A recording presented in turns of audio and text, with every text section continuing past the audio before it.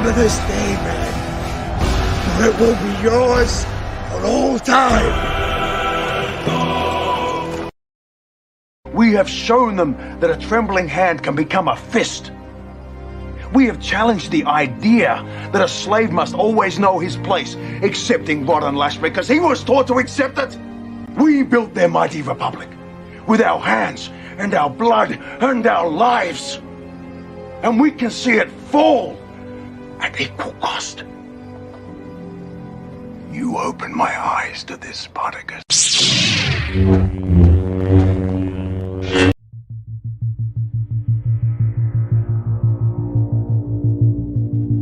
Let's wind the clock back 2 years. These ideopolitical extremists, not creating but repurposing franchise, would not listen to any fan. And what did they do? They served us, force-fed us incompetent Ghostbusters, Star Wars, Star Trek, and Doctor Who, not because these chameleons of false virtue were trying something edgy and new, but because their fringe ideals and preferred extremist Twitter blue checkmark versions of racism and sexism was held as a higher priority than honoring the legacy and lords that came before them. These socially destructive aberrations, these bigots of mass virtue, these self-important, insanely wealthy ideologues, the bullies of yesteryear, have not a single connection to the geek and nerd cultures for which they have been given the keys to drive what we have loved into the ground. They have no attachment to it, no love for it. They do not care about these properties, legacies, characters, legends, mythos that we, the geeks and nerds of decades past, cherish as the escapism from the bullies' throttling abuse. We were not members of the in-crowd. We were not the popular kids. We were the outcasts, the rebels, the misfits, coming together in comic book shops, playing Dungeons and Dragons, to engage in competitive gaming before it was the cool thing to do. We were the original cosplayers, fandom event organizers, and we did these things not only for the love in our hearts that we had for Doctor Who, Star Trek, or Star Wars, but to respect the creativity of those who imparted their visions to us as escapism from the mundane, to evade the bullies who mocked us for liking the things that we love. Now these false creators, these repurposers, these bullies of yesteryear have taken control of the games, comics, television, and movies that we have loved and supported for decades, some of us for generations. The sole intent for these heartless propagandists is to use what we have adored for most of our lives as a platform to espouse bigotry, segregation, division, and hate. They mocked us, used the mainstream, access media, and spineless cuckold shills to weave false narratives about us and once again set to shame us into obscurity from the very escapist entertainments, the very modern mythologies, the very bastions of inclusion that we once called our fandoms. But we have been here before. In older times, we have suffered this type of ostracization and abuse. Were we not once the outcast in times of old, the rebels, the misfits? Out of these dark times in our pop culture, after the obscenity of CBS All Access Star Trek, the mockery of Christian Bale's Doctor Who, and the complete and utter degradation and disrespect of the single greatest hero in science fantasy, Luke Skywalker, all of these intentionally open insults to everything we have loved for decades, these hateful, crass, disingenuous social justice bigots set about defaming, labeling, attacking if we dare have anything to say about it. They use their weight in the media in an attempt to bludgeon us into capitulation. If there were those who would not kneel to this onslaught of false virtues and fake narratives, these men and women who showed us the way, who stood up and raged against the machine, who put themselves, their professions, their companies, and their families at risk to be our voices in this war for our modern mythology. Across the ether of disenfranchised fans came voices independently, yet in unison, from Anna that Star Wars girl to President Abu Nas, from world-class bullshitters to Midnight's Edge. Those who have supported and adored these modern myths cried out against the perversion of what we love. And the geeks, gamers, nerds, and comic book enthusiasts came together and formed a new bastion of free thought and expression for what we love. and the Fandom Menace was born. Without respect, we reject. We do not bow to social terrorists. When the industry tells us to like it or leave it, stand up, my brothers and sisters, and shout, we do not kneel. Hail the Fandom Menace. Bluffed him, I'd done everything. Beat him up basically for about 5 or 6 rounds. I thought it was easy. Then about the 6th round, he whispered in my ear after I'd hit him in the side, "That all you got, George?" And never talk about who's gonna stop me. Well, ain't nobody gonna stop me. I must be the greatest. I shook up the world. I shook up the world. I told you, all of my critics, that I was the greatest of all time. Don't call it a comeback. I've been here for years. I'm rocking my pants, putting suckers in fear, making the tears rain down like a monsoon. Listen to the bass go boom, explosion, overpowering over the competition. I'm towering, wrecking shop. When I drop these lyrics that'll make you call the cops. Don't you dare stare. You better move. Don't ever compare me to the rest that'll all get sliced and diced. Competition's paying the price. I'm gonna knock you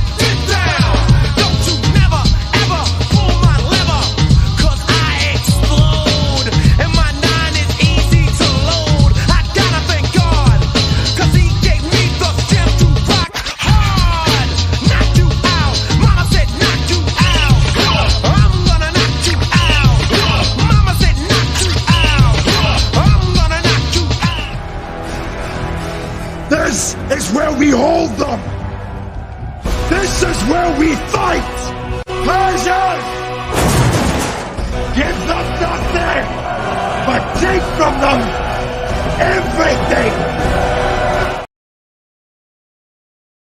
Hail the chat! Thank you guys so much for being here. Greatly appreciate you.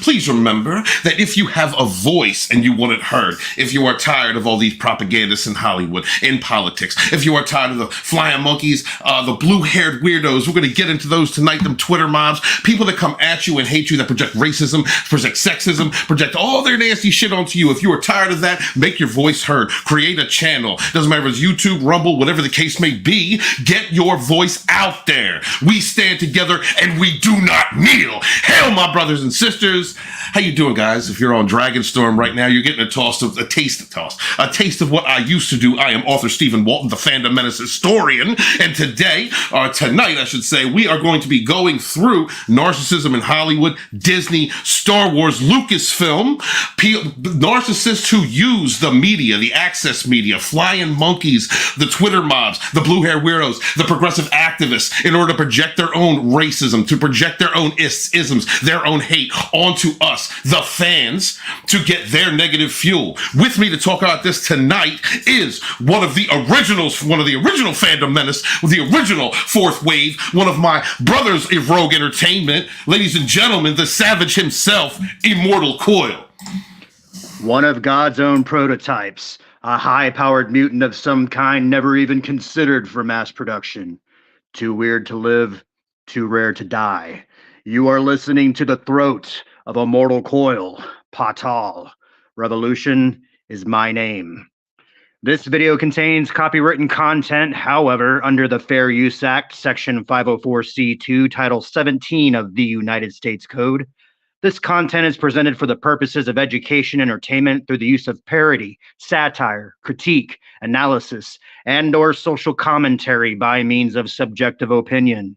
Viewer discretion is advised, which means put your kids to bed. It's time for the grown-ups to talk. What's going on, buddy? Let me unmute. What's going on, brother? How are you? That was a fire of an intro, man. It really kicks you in the pants, and I'm really impressed with what you came up with there. You had a little bit of everything, and some deep cuts there too, man. You had to have been around since before the dark times, before the Empire, to really get all that shit. No, we both were. We've both been around this game for how long? Been streaming for years. That's why I was like, I'm still muting, but I'm still muting. I still got mute on when I'm trying to do an intro. Like that's a damn shame. We're trying to talk. That's some rookie shit. I'm still doing rookie shit after all these years. Guys, please subscribe to Immortal Coil. We do a show every Saturday, early Sunday, 11 p.m. Pacific time, called Savage Spirituality. Coil, tell everybody about our show. Yeah, dude. So we basically are a pair of individuals who have pierced the veil, and though we've walked different paths, we hold a lot of the same kind of knowledge. And the two of us bouncing off each other, we go deep, like real deep, through space and time, through different universes, different dimensions, stargates, whatever you want to call it. Thrusting deeply. Yeah, as hitting the back wall, you know what I'm saying? Yes, yeah. No, I mean, every now and again we push rope, but I'll tell you what, you could have 13 strong and I could be pushing rope and Walton will still have a stronger stroke than you. So we got this. Every week, guys, please check out Immortal Coil. Link to him is pinned. His channel is pinned in both my channels. I am multicasting right now on Dragonstorm and author Stephen Walton. So for my Dragonstorm audience, what I used to do was a lot of entertainment commentary, political commentary, fighting for our modern mythologies. So for some of you guys, you might not have known that this backlash existed. It was a fairly big backlash. It caught the attention of Hollywood, major news publications, CNN, Fox. It caught the attention of to the point to where progressive writers, like really whacked out nut jobs, were trying to silence docs, destroy the reputations of several people, and like Coil and I were a part of that, along with some of our best friends. Enter the Unfamiliar, use Final Death Star, Sporking News Podcast, Bear Nerd Fun, and people like CJH out there. Hail CJH. We're going to say hail to chat in a moment. And thank you very much, CJH, for becoming a new member. I greatly appreciate that. Thank you to everyone who supports my channel. But this backlash was caused by narcissists in Hollywood. And I mean, anybody who's been following what's going on in the Hollywood music industry, what Nickelodeon's done, what Disney has done, basically, for lack of a better term, Luciferian acts that take place, the peddling of children, the destruction of lives. These are people who have no souls, who have no empathy. They do not care. And a lot of their tactics were narcissistic. And I was unaware of that until I was a victim of sociopathic abuse. So I didn't really understand what narcissism was or sociopathy. And having gone through the gauntlet, done this material, done this content for so long, I now can look back at people like the hate Twitter mobs that we're gonna go through some of the statements of these flying monkeys, these progressive weirdos, the extremists. And mind you, I grew up liberal. I come from liberal Philly. I'm a witch from liberal Philly. I'm more centered now. But these were traditionally the people that I did support. Like Clinton voter right here. Like Obama voter right here. And it wasn't until, oh my God, like the great bathroom debates, Gamergate, Comicsgate, Fandom Menace, these movements that were exposing the use of entertainments as a vehicle, as a platform to espouse sociopolitical rhetoric, to gaslight fandoms, to customers, fans, to use smear campaigns against fandoms, to use their flying monkeys, their people with disorders running around with blue hair and cutting their balls off or cutting their tits off, and destroying society, destroying the fabric of society through the platforming of mental illness on a grand scale. And of the backlash that took place to it. For those of you guys that author Stephen Walton, you all know what I'm talking about. We're going to be going through some of that tonight. And Coyle, do you have any opening thoughts on the myriad of shit I just said? Yeah, that's quite the thesis. This is actually the culmination of things that began in the 30s in Nazi Germany. They had a propaganda minister. You may have heard of him. And he realized that visual media and auditory media can create a reality inside of people's minds, and one that's not necessarily congruent with ultimate reality. We were talking about this last night on the stream on my channel, but it was thanks to Nazi Germany that we had the pitch of A switched from 432 megahertz to 440 megahertz, because it takes you out of sync with the Schumann resonance, which is the natural resonance of the earth that we all vibrate with. Everything that was born and lived here vibrates along those frequencies. If you go and listen to music that's tuned to 432 hertz, it sounds completely different than what you're used to. Mm-hmm. But anyway, they took these tactics, and there's a little thing called Operation Paperclip, right? After we destroyed Germany, we went and started picking through their intelligences, and we started bringing over scientists and people like that. And ostensibly, it was to work on our rocket program, which was totally a cover-up program. The real space program is a lot different than that.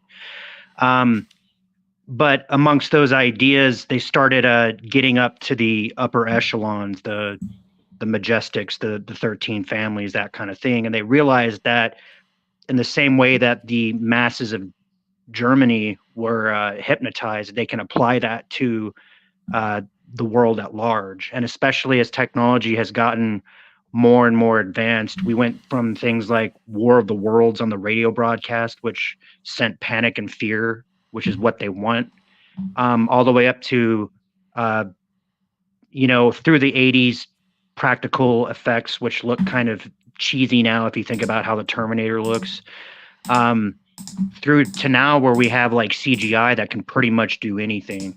And I'll tell you a secret, they use it more in the news than they do in the movies and entertainment.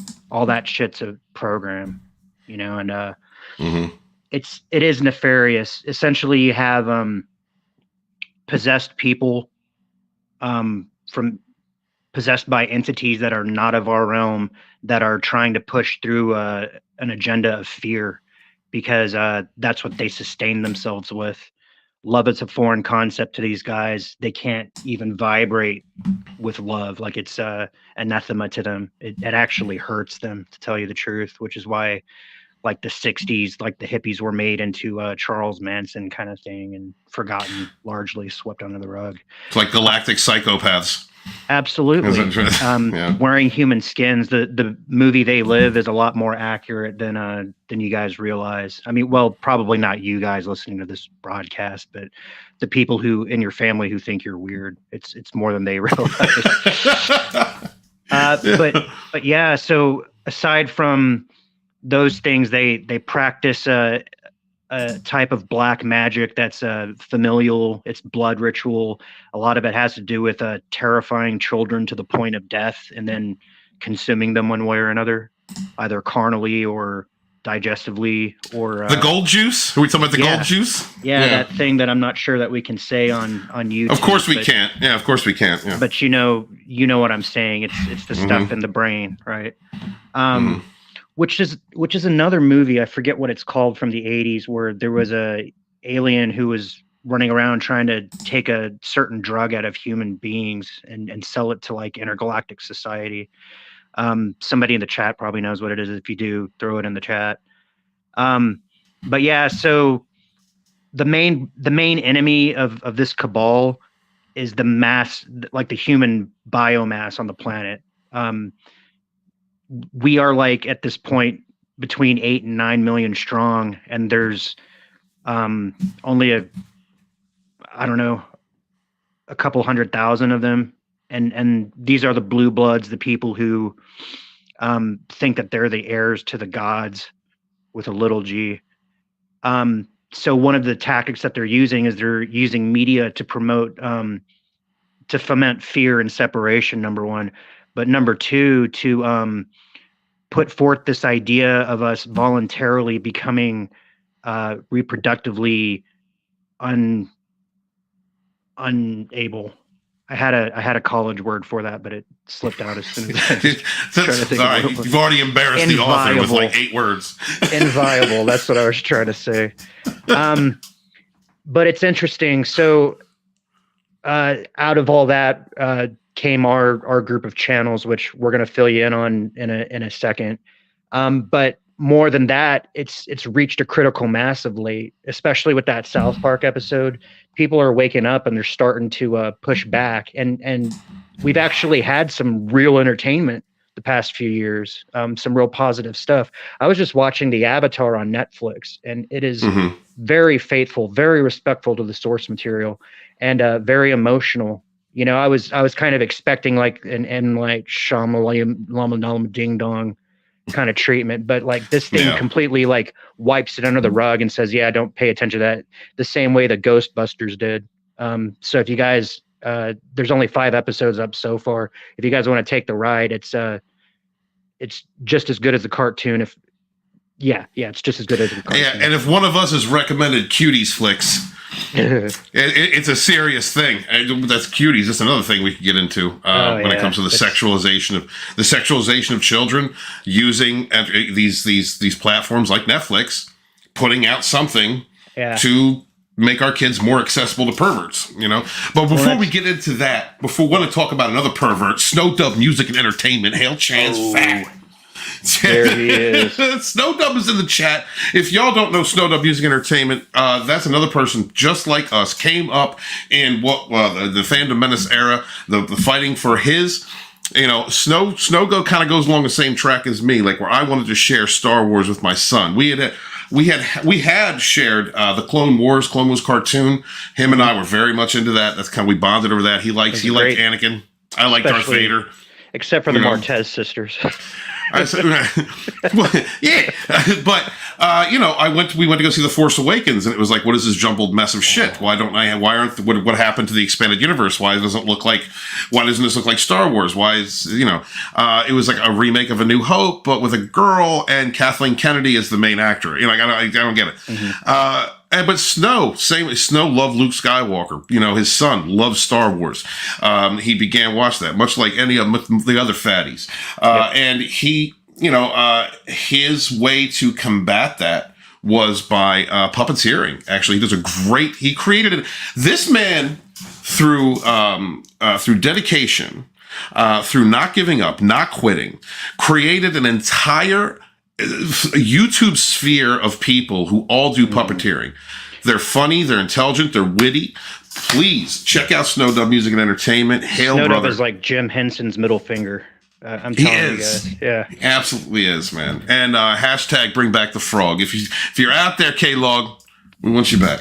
But yeah, I just want to say hail to him. Please follow him, guys. If anybody could throw a link out for his channel in the gender check in the chat. Let me see, Snow. Let me see if you got let me see if you got a wrench there, buddy. Say something nice while I'm looking for Snow Dub. Where'd he go? I don't see him. Oh, here he is. He's there. Jim Henson's middle finger. He liked that one. I'm giving you a wrench, bro. Sticker. Put that on a T-shirt, man. It would be. You know what we should do is that picture of Johnny Cash throwing up the bird. You should Photoshop Jim Henson's face right on there. You know, he's another guy that was kind of done dirty by retconning too, because the Muppet Show in the 70s and the 80s were really sophisticated humor, and they attracted like top talent. And then, they were taken over and cutesified and turned into something that they really shouldn't be, Yeah. And that's the thing. They're retconning our childhood and then trying to pass it on to our kids and saying like, yeah, this is what your pa watched back in, But they're retconning it with like it's not even just that it's a poor quality. They are retconning it in most cases with the objective of confusing genders, confusing roles, confusing pushing politics, pushing forced diversity, which is just racism. That's what the Ku Klux Klan was doing, but now it's okay because, another group does it because they vote a certain way. Before we go into does it. Don't get on that. Don't mention Hillary Clinton. Don't get on that kill list, bro. Right. Epstein didn't kill himself. All right. So, guys, let's say hi to the chat. First, I want to say thank you again to CJH very much for becoming a channel member. I appreciate you, brother. Lots of old streams and a couple videos that I have out for my channel members. If you guys want to check that out, because I'm done bitching about you know who. So you can look at those. They're all in the members section. But I also gave you a wrench, brother, if you want to put that out. And I'll be looking at your statements here shortly, but I wanted to say hi to some of the people that helped Dragonstorm become what it is now. Deborah Cohen, thank you so much, sweetheart. How are you? Good to see you. Thank you so much for being here. I greatly appreciate you and every time you're here. Lady Virgo was with us. What's up, Lady Virgo? And she says she does listen at 4:32. Interesting. Yeah, she's enlightened. We got some enlightened cats. Yeah.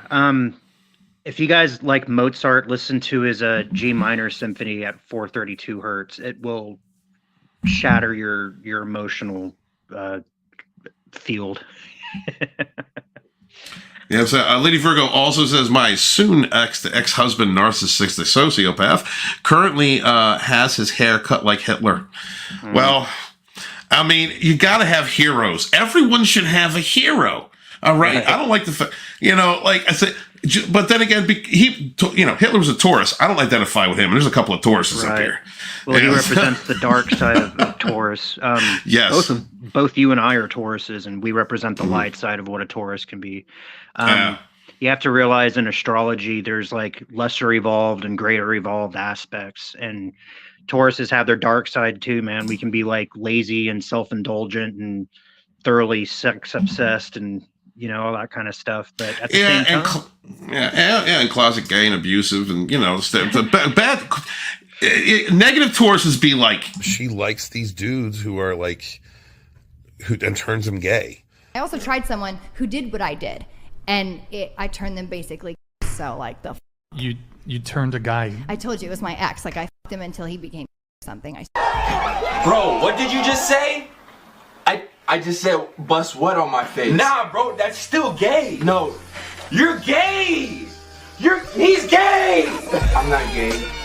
He's gay. Negative Tauruses are tricky things, and you gotta watch out for them. Clown them if you have to, especially if they're narcissistic.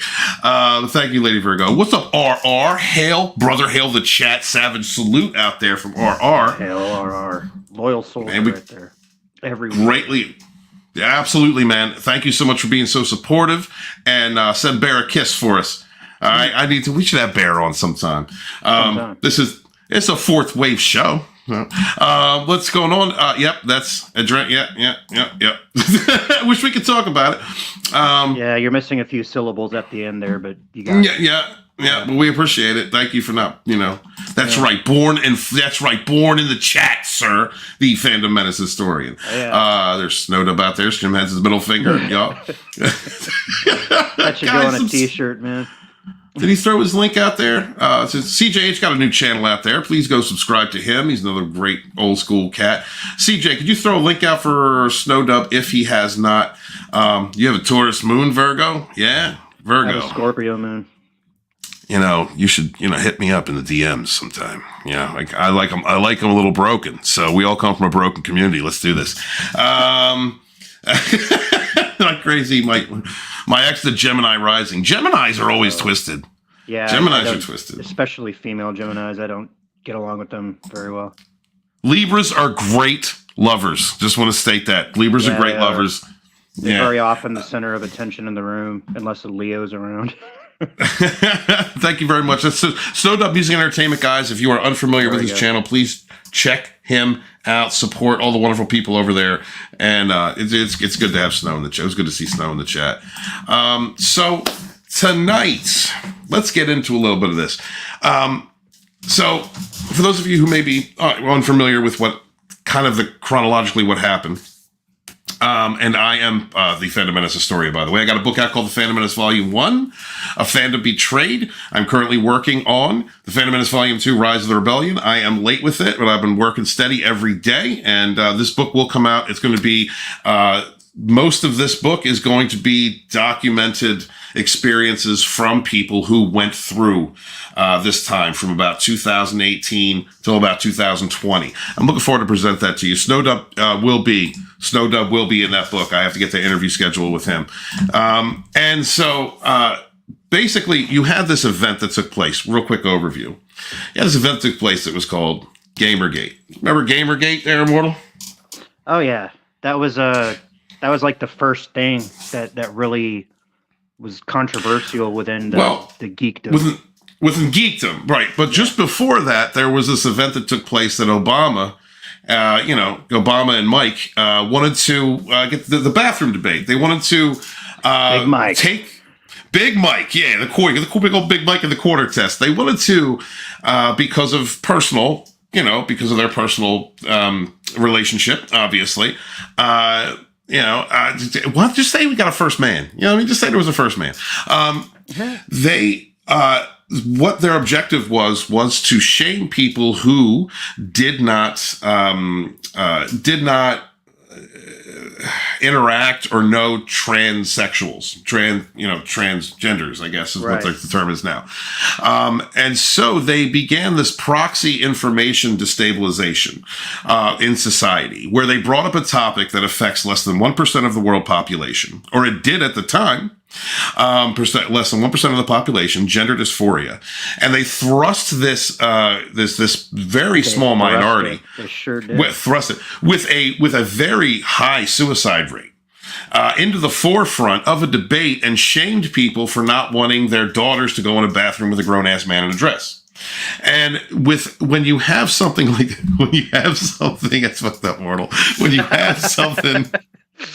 When you have something that's like really misunderstood, and a Christian that has a large Judeo-Christian, a population of large Judeo-Christians, population that don't want to understand it. Like gender dysphoria is, I wouldn't want it. Like I know what gender dysphoria is. I've known transsexuals from when I was growing up. Well, I knew one. They've existed throughout time. They've existed throughout time, right? They're trying to force a certain type of them and say that that's how it is when it's not. Well, and I think that when it came to the Obamas, like with this, the Obamas who also have Black Lives Matter, which is a racist militant group, in the White House after we swore not to have, racist groups in there again. Thanks, George Soros. Mind you, I voted for Obama twice, by the way. Coming to the realization that these things took place, that these were the objectives of politicians or people or actors or producers that I supported at one time is it was a big shock. But, so like going back, but they created this bathroom debate to create a false fight, to create an argument. Society was getting along. They wanted to test the waters when it came to racism was damn near solved in the 90s. Damn near solved. Yeah. Dude, I mean, after 9/11, I've said this 10 times, I'll say it 100 times more. After 9/11, right after 9/11, which is an inside job, you had people treating each other like human beings. Like racism, you're right. Racism over those years was practically gone. Like the white guilt aspect had been kind of like wiped away. There was only like a small groups of, idiot white people hitting themselves over the head or, put themselves There's in always going to be chains. Pockets of idiots always. That's colorblind. Yeah. Yeah. But when you had, but that was like a testing ground. It was a testing ground just to see like how it would be handled. And people were outraged by an outlandish proposition, that affects less than 1% of our population, of the United States population. And threatening, basically it was a threat to their kids, a threat to their family and the nuclear family and the way that they look at, the way that they look at morality. Like I'm sorry, if I had a daughter, I would not let my daughter go into a bathroom with a dude in a dress. Like that's just not, that's just a natural reaction. I won't. No, right? I'd take her into a men's stall and like shut the door. Honestly. So when they did this, they moved on to guys. They moved on to protecting a narcopath, a narcissistic sociopath by the name of Zoe Quinn. Zoe Quinn was a woman who was trading sexual favors to 5 different publications, gaming publications. She was an indie game developer, trading sexual favors for positive reviews and things like that. The response from, now her boyfriend, Eon, I think Eon was his name, Ejon, is her boyfriend put out like a list of all the texts, all the proof that she had been cheating, that she had been trading favors, all this stuff. Like he put it all out, right? He was done with this narcopath. He put out all this information. What did the people who were guilty do? The people who were the publications. The publications circled the wagons and created an argument that people were getting on Zoe Quinn because she was a woman in gaming, and it was misogynist gamers. It was a smear. 30-year-old man babies living in their mother's basement because they're racist and hate women. That was the gaslighting. That was the smear campaign that ensued from narcissistic people in the gaming journalist community to protect, a woman who was giving them all head. Or get a lot of them head. And that once they realized, there was an entire backlash to that too. It's the first chapter of my book, A Fandom Betrayed, goes into all of this. And I wish I probably should go back and re-edit a little bit, knowing what I know. But so you had entire groups of fans who just wanted to play a video game. Because while this was being pressed, while this narrative that all gamers are men and sexist and racist and white, that was like a blanket statement, a smear campaign that basically told anyone who wasn't of European descent, anyone who wasn't straight, that they didn't exist. And the narrative behind it was they were fighting, the game journalists and the Zoe Quinns and the Anita Sarkeesians were fighting for equality. They were fighting to bring other races in. They were fighting for racial equality and all these things. Complete falsehoods, narcissistic projections and falsehoods, while smearing. And at the same time, in order to sustain the misinformation, they were changing games. They were changing characters. They were changing these things to suit their progressive narrative, to suit the narrative that, God, let's talk The Last of Us 2. Let's talk about The Last of Us 2. Last of Us Part 2. Yeah, with that man chick. Yeah, talk about, do you want to say a couple words about that? Well, and I'm not a gamer. I actually stopped playing video games regularly around 2005. The last game that I really got into was Revenge of the Sith, actually. where you don't get to kill the younglings, unfortunately.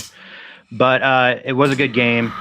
But essentially, they employed political tactics to shame people into compliance, basically. So a lot of people talk about free will, and you can't violate free will. But if you are in agreement through fear, then you're still in agreement. Or if you're in agreement through guilt or shame, then you're still in agreement. So essentially what was happening is that they were masculinizing the female protagonist and making her more important than the male protagonist from the first game. And everything that was good about the first game was flipped upside down and made terrible in the second game. And unrealistic body types, all that kind of stuff. But the reason for it, I'm sorry, go ahead. That's okay. Then when valid criticism was raised, they fell behind that same political tactic. It's like, well, you're just a misogynist who can't tolerate strong females, you know. Meanwhile, we don't want the fat 40-year-olds playing our video games anyway. We want the hip new young people, you know, playing our video games. Right. So the reason that they did that, they had this like butch ass man woman come in and destroy the male character, the male lead from the first game, is because he was showing protective fatherly instincts. He was showing.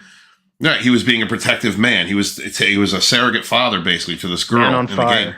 Yeah, and Logan. Can't have that. You can't have that. Like you can't have Luke Skywalker after saving his father with using, hope. After being the change in Darth Vader, you bring him into The Last Jedi, and he's defeated. He's a defeated, homeless, grumpy Trump supporter who ran away from his responsibilities. You know what I mean? Yeah. Like. Right. That's how they tried to portray him, and that was the proxy message to those of us who grew up admiring Luke's ability, you know? Yeah. Yeah, I jumped ahead to the list, Last Jedi, but I kind of want to sum this up because I have articles I want to go through and give you guys examples of these narcissists in Hollywood, how they use gaslighting, projection, and the flying monkey progressive weirdos. So come out of Gamergate, which is they're beginning to change games. They're blaming the fans. The fans actually came together and did a movement called #NotYourShield, which was like everybody that wasn't European and straight, like thousands of them coming together and going, "I'm not your shield. Don't use me for your projections of racism and sexism and istonism and, to hurt other people." But it was ignored because the media had so much weight, had so much more. They basically blanketed out any criticism and deflected it as pointing the finger and again, projection of their own istonisms, while blaming straight, white, nuclear family, Christian, whatever the case was. Then this moved into, once they realized they could do that, they moved into comics. And once they moved into comics, they began to drum out all the conservatives. Yeah. They began to change the playing field. This is where you have Comicsgate, which was started by your boy Zach, Ethan Van Sciver, and a few other people. Yep. Who Ethan, who was a professional comic book artist at the time in the industry, but you had they began to change those characters in order to fit progressive narratives, sociopolitical progressive extremist narratives. They began to turn all the boys like a female apprentice or supplicant, and then kill off the male, and then have the female take over the mantle. Right, so the story and the thing about extremists is that their storytelling ability is crap.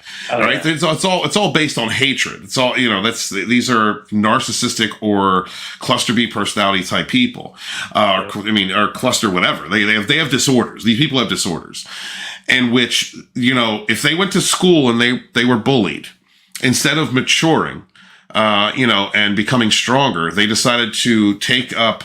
They were actually taught in liberal indoctrination, progressive indoctrination centers, colleges, so that they could shift the blame, that they can shift their responsibility. It's not your fault that you're not strong enough. It's not your fault that you can't overcome this, this thing in your life or become a better person, a better version of yourself. It's not. It's the white man. It's the Christian. It's the patriarchy. There's any excuse to validate the unchecked hatred that stems from some broken part within themselves. It's a facilitation of spreading these types of disorders, of unhealthy personality disorders. And so you had trove after trove with gender studies degrees, which are completely worthless, moving into the market who needed spaces and needed places to work. And so they began creating places in HR for gender studies degrees. And they began to shame people for being who they were because they were not accepting, they weren't going out with a tranny because a tranny man is actually a woman. Bullshit. That whole myth that you can choose or identify with something that's scientifically and biologically untrue. Untrue. Now, mind you, Coyle and I are both of the mind when it comes to things like this, that we're both reincarnationists and we both understand. There have always been he-she's. There have always been gay. There has always been people like 3 spirits or 5 spirits or whatever they're called. There's always been these types of things in our society, but it's a minority. It's a very small minority. It's not a majority. The majority of people in our world have certain characteristics. And that is what it is. So when you propel these small minorities who are vastly misunderstood into the forefront, use them as a shield in order to deflect criticism from your bad behavior, your ists and isms, while you're projecting those things onto fan bases to generate negative fuel, to generate attention. This is a cycle that created backlashes like Comicsgate and like the Fandom Menace, which came shortly thereafter. Right. So you go into the birth of the Fandom Menace, Immortal Coil. You were there with me, my brother. Oh yeah. What started that? Well, essentially, there were 3 channels that were operating independently. The big 3. Okay, now there was tons of channels, but these were the guys that really galvanized and gave it the name and all that kind of stuff. There was Geeks and Gamers, Jeremy Griggs. There was Comic Artist Pro Secrets, Ethan Van Sciver, who we were just talking about. And then there was Jeff Hicks from World Class Bullshitters. And those 3 got together and decided to make a show called The High Council, which from 2016, 2017, somewhere in there. Every Tuesday night they would get up and just spit 2018. the truth. 2018, thank you. Yeah, they would just spit the truth. Everything that was frustrating to us, everything that had been subconsciously irritating, but we just couldn't quite put our fingers on it. These 3 guys got together and called it what it was, and invented the term the Fandom Menace. It was a massively successful show. There's an iteration of it still going on, but Jeff is carrying it by himself. It's not quite the same as it was, which isn't to take away from Jeff and his ability, but this was a special slice in time.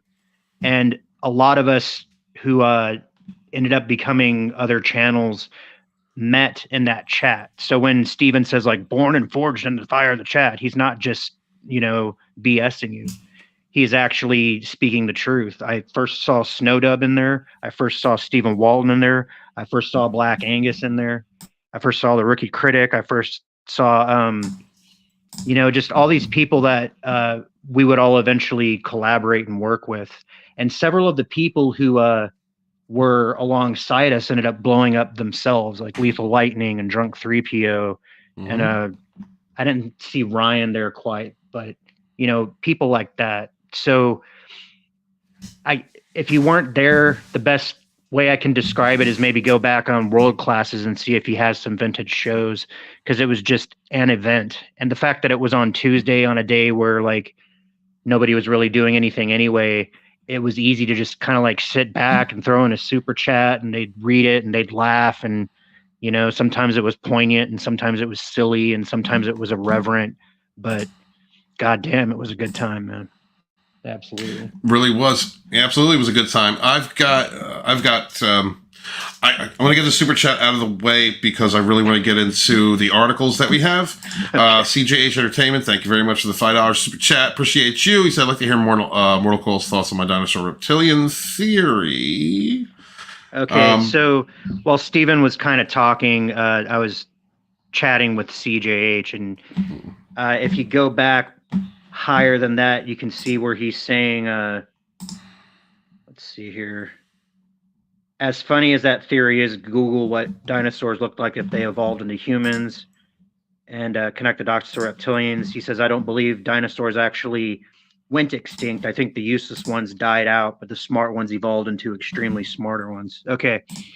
Now, as I go into this, the people on my channel know, in addition to being like a old soul and a spiritualist and all that, I've had ET contact.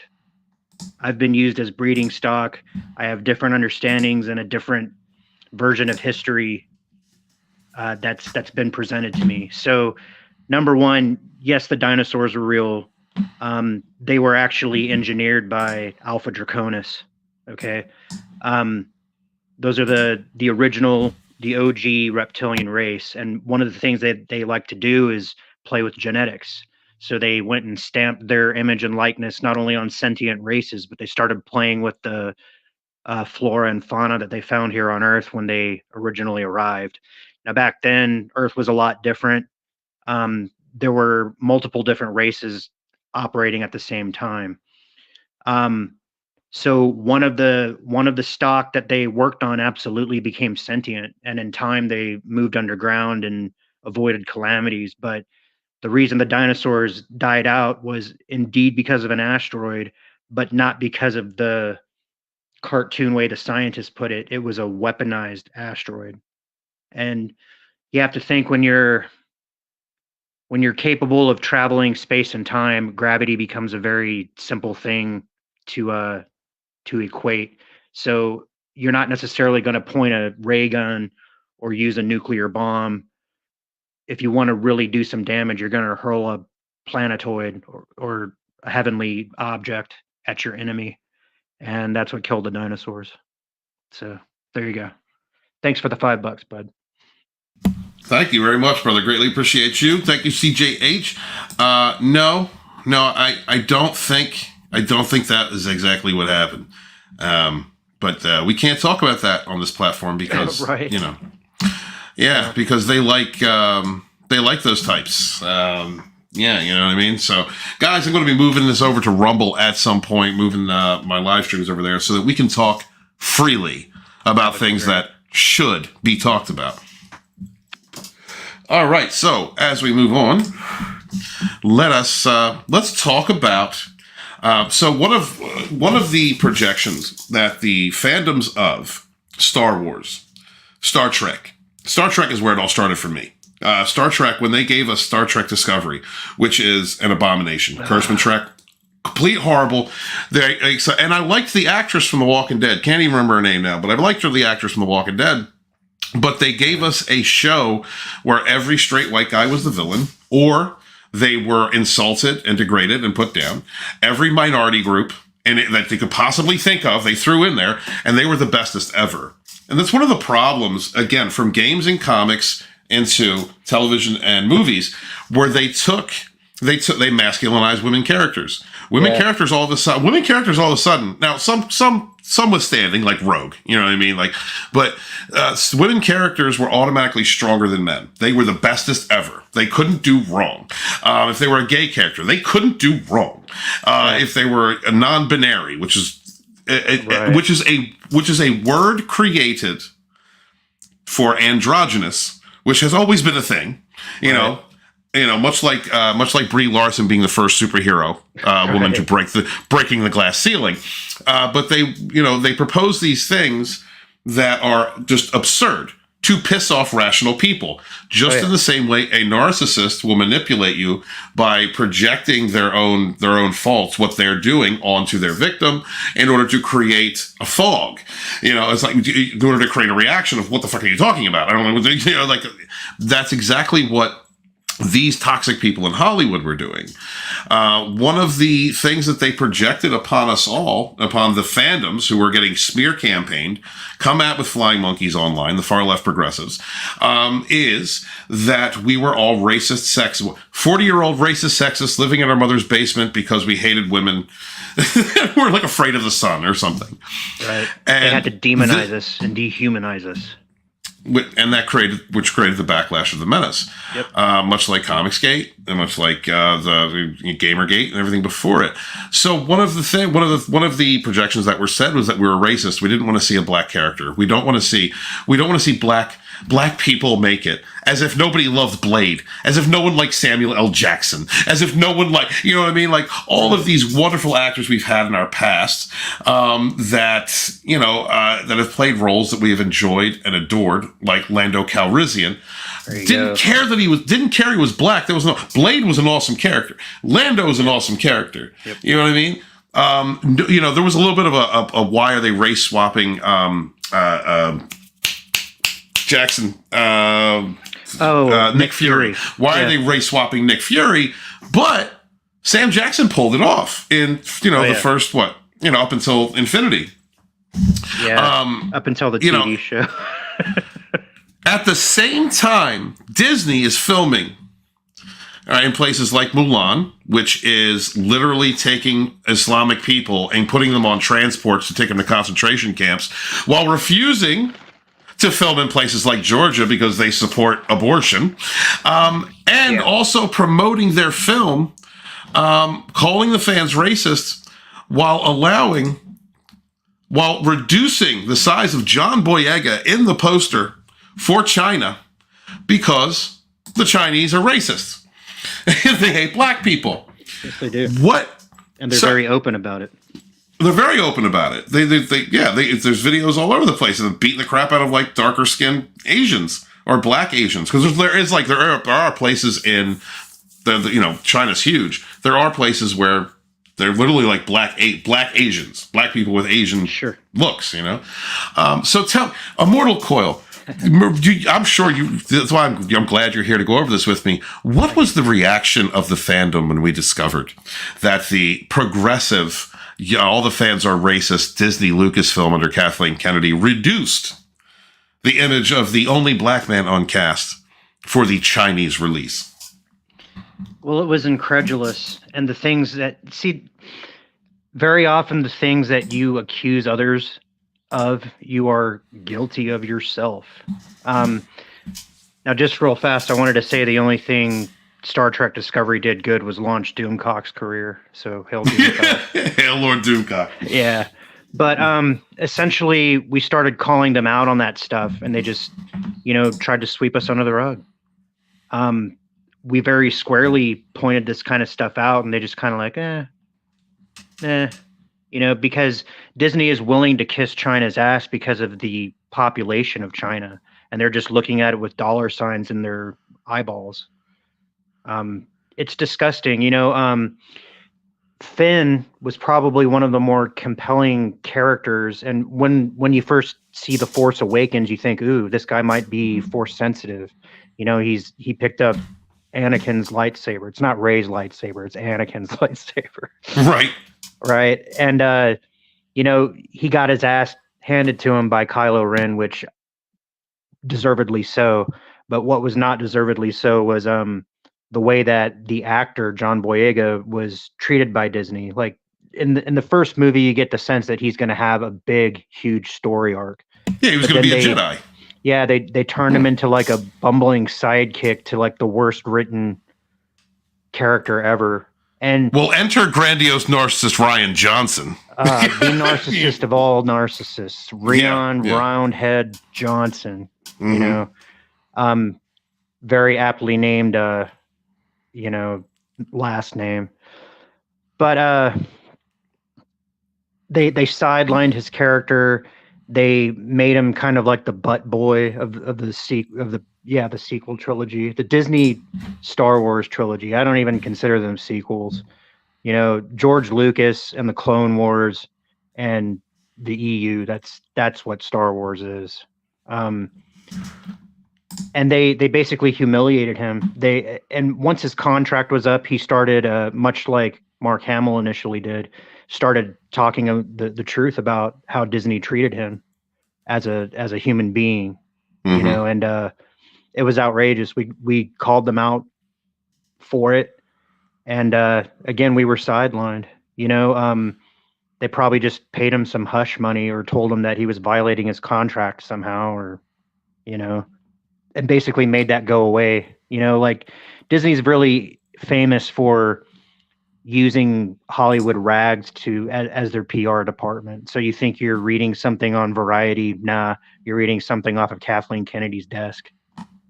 You know, isn't that the truth? Yep. Yeah. Yep. And if you have anything to say, or any, to stand up for yourself, and God forbid you're a conservative. You had told us at a town hall, I think it was in July, that you are ejected. Yeah. See ya. Yeah. So CJ, I see your super chat. I'll get to you in a moment. I just want to go through a little bit in the chat just for a moment. Deborah says Star Wars is going downhill because it got Disney-fied. Absolutely. And because Disney didn't know what they were doing. And they also had an agenda. Kathleen Kennedy had an agenda. Ray Skywalker, Ray Palpatine Yeah. is Kathleen Kennedy. It is an insertion. It's a narcissistic person inserting themselves into the franchise to see themselves on screen. And that's why Ray is the bestest ever, because Kathleen Kennedy is the bestest ever. It was all self-inserts. I also, let's see, I just want to catch a couple more. Big Mike. God, Big Mike. That is so funny. Where, guys, please check out Whatever Cast, an interview with him. I got a live stream on him. I think it was episode 2 of the Narcissistic Survivor Chronicles. Please go check that out. You know, wonderful man, wonderful channel. Whatever Cast, please go check him out. Let's see. Real quick, Scott Clark. What's up, Scott? Hail, brother. Thank you for being here. He says, I finished The Last of Us 2 in November. It was good, but I played the first one through about 10 times. I hated they killed Joel like that. Sick. Yeah, and it's crazy. Yeah. And I wonder what they're going to do. We're going to talk about the actor that played Joel in the series, who is a leftist wacko. He's one of the worst. But we're going to talk scene in that game. Nobody wants to sleep with a hose beast. Nobody wants to sleep with the Macho Man. If you're a dude, you don't want to sleep with the Macho Man. You know, well, maybe some dudes do. I'm not hating. He had broader shoulders than he did. Okay. Scott also says, I'm playing Doom 2016 right now while listening to you. It's almost like reliving the 90s with Art Bell and AM Talk Radio. Yeah, man. Thank you very much. Please check out Savage Spirituality. That's one of the things we do. It's way far out there just like that. You dig it. Yep, absolutely. And CJH for $10. Thank you so very much. $10 Canadian. I greatly appreciate you. Channel member, hail, brother. This manipulation of our culture has happened for thousands of years, as far back as 1800, maybe even further. Over here, the Cabbage Patch Kids, not the toys, and the connections to cloning. Coil? I have not heard of the Cabbage Patch Kids, but you're right. The manipulation of society has occurred for thousands of years. Absolutely. Absolutely. Yeah. It's when you talk about first off, it's kind of a spiritual, savage spirituality topic, but the 13 families, the 13 houses, they have been manipulating they've been manipulating for well over 1800 years. I mean, it's. Oh yeah. Well, so you hear about the Dark Ages, right? That was one of the veils that was closed. And then you had the establishment of the Abrahamic religions. You had torture, compelled obedience, the monarchies, the divine right to rule. All that European stuff is actually modeled after the structure of the Alpha Draconis. Except, interestingly, that's a matriarchy. They have a queen instead of a king. But it's interesting. They pulled off for a few years, and you know what we ended up doing? We created the United States of America. We wrote the Declaration of Independence. We wrote the Constitution of the United States. We wrote the Bill of Rights. Those are Terran human documents, and they are some of the most powerful things that have ever been created. I mean, we talk about the founding fathers being geniuses, and yeah, we see them on their money, but like Thomas Jefferson spoke 5 languages. He was fluent in 5 languages. He wasn't just some like dude on the back of your nickel, really research the founding of America, people. It's very important. And it's one of those things they try to attack Republicans for being constitutional. They're like, oh yeah, the Second Amendment's just like about muskets. No, it's not. It's about personal. It's about standing your ground. It's about the line in the sand. It's about, and our rights are not given to us by the government. The Bill of Rights are enumerated. The Constitution is specifically to address the limitations that the government should have and the shape that it should have. So yeah, bone up on your American history, even if you're foreigners, bone up on it. It's good stuff. Thanks for the $10, man. Yes, thank you so much, CJ. Greatly appreciate you, brother. And I think he continued on. He said that, and Disney started around 1900s. That was the other reset we had. In a way, we are all living in post-apocalyptic times. I mean, it's a cycle. Yes, we are. I mean, but how large do you look at that apocalypse? I go back as far as the cradle of current civilization after the Younger Dryas era. Well, and you also have to think that corporate thinking is the thing that drives that evil. Like Walt Disney in his garage with his brother Roy trying to make a cartoon is one thing, but then like Disney as it is now buying up all the companies, so it's essentially one company, is quite different. Just like John Pemberton trying to make a medicinal cola in his garage. He only sold like 9 cases of it during his lifetime, but now Coca-Cola like owns the planet. It's that corporate thinking and the holographic implementation of that corporate thinking. Yes, we have Ferengis. They're all Ferengis. And also the use of media to blanket and silence everyone, to silence us with misinformation. Like what happened with the COOF, the amount of misinformation put out there, like in your face, when you have enough people smear campaigning, enough people lying about you, or enough people lying about something, and in cahoots together lying about it, you can create the idea that so-and-so died on a motorcycle, but it was actually COVID. And these are the lies that are sold to us blatantly in our face because of the successes that sociopolitical extremism had on like things like the gaming industry, the comic industry, the television and movie market. They know that if you tell, just like a narcissist knows, you tell a lie over and over and over and over again, and then people are going to believe it. You just keep lying. It creates the illusions that are created. But not only that, with the intent of pure harm against others. Now, going back just for a moment, so you had brought up the expanded universe. And there was someone in early Disney Lucasfilm, when Lucasfilm was bought by Disney, who actually had been around since the prequel era, working with or around Lucasfilm, by the name of Pablo Hidalgo, who called when Disney bought. All right, think about this. Disney buys Lucasfilm. They buy the treatments for the sequel trilogy. They immediately get rid of all the canon, all the expanded universe, all the books that kept that fandom alive. The comics, the stories, the games, all of the things that kept them engaged in between the wide berths of the 2 trilogies. They took them and threw them out. Well, of course, some of the fans came together and said, no, we want to see Jaina Solo. We want to see, or Jason Solo. We want to see, Grandmaster Luke Skywalker. We want to see Mara Jade. We want to see all these awesome ass characters that we have been reading about in comics and books and playing with in games. And people like Pablo Hidalgo, because they were emboldened, these progressives under Kathleen Kennedy, who's narcissist herself, called the fans militant and shitty for simply loving what they loved because of the narrative that they're all 40-year-old man babies living in their mother's basement, including This gentleman right here. One of Please the explain. best guys. Oh my God. Please explain what happened to Star Wars Theory, who he is and what happened here. Sure. Star Wars Theory since 2016 has been doing, out of the love of Star Wars, out of the love of his heart, he has been doing fan fictions. He's done a live podcast. He's also done a commentary on the movies.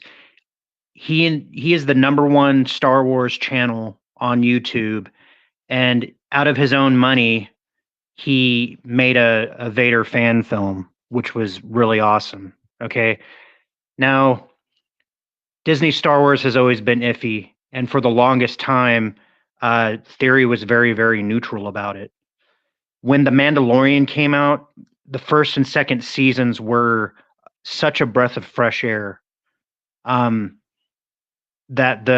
the fandom actually had hope. Even like the Fandom Menace, we were like, man, this is actually pretty good. This might actually go somewhere.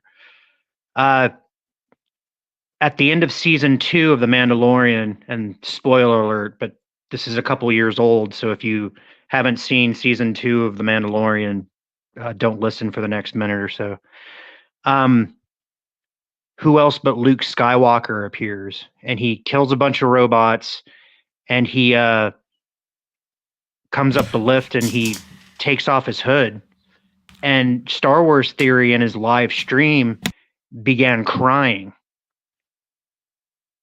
which I don't blame him for. I cried during that.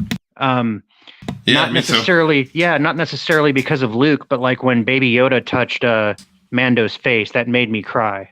You know, well, for me, it was Luke, though, because up until this point, I mean, just to interject for a second, up until this point, the only Luke Skywalker we got out of the sequel trilogy was from Ryan Roundhead Johnson. The tit-sucking version, yeah. Right, you know, Mr. Grandiose Narcissist, who said, I'm going to take your hero and I'm going to take all the things you expected from the first one, completely rewrite them, destroy them, with Kathleen Kennedy cackling in the background, in order to further devalue the brand, the fans, and create more negative fuel on a grand scale. So remember that we didn't post get he made Luke's. that was like, your Snoke theory sucks? Yeah. Yeah. Openly mocking the fandom, the people who are paying money. So Star Wars Theory has that reaction that Walton had. You know, you're seeing your childhood hero finally being badass. You know, my reaction was like, yeah, you get him. Blah! You know, I was like, totally into the Jedi aspect of it, because telekinesis and being psychic and a lightsaber, come on, that's like right up my alley. In outer space, come on. So what happened was Pablo Hidalgo mocked Star Wars Theory, the #1 Star Wars channel, for having an emotional response to seeing his childhood hero on screen, which is highly unbecoming of somebody who's supposed to be the lore master at Kathleen Kennedy, Disney, Lucasfilm.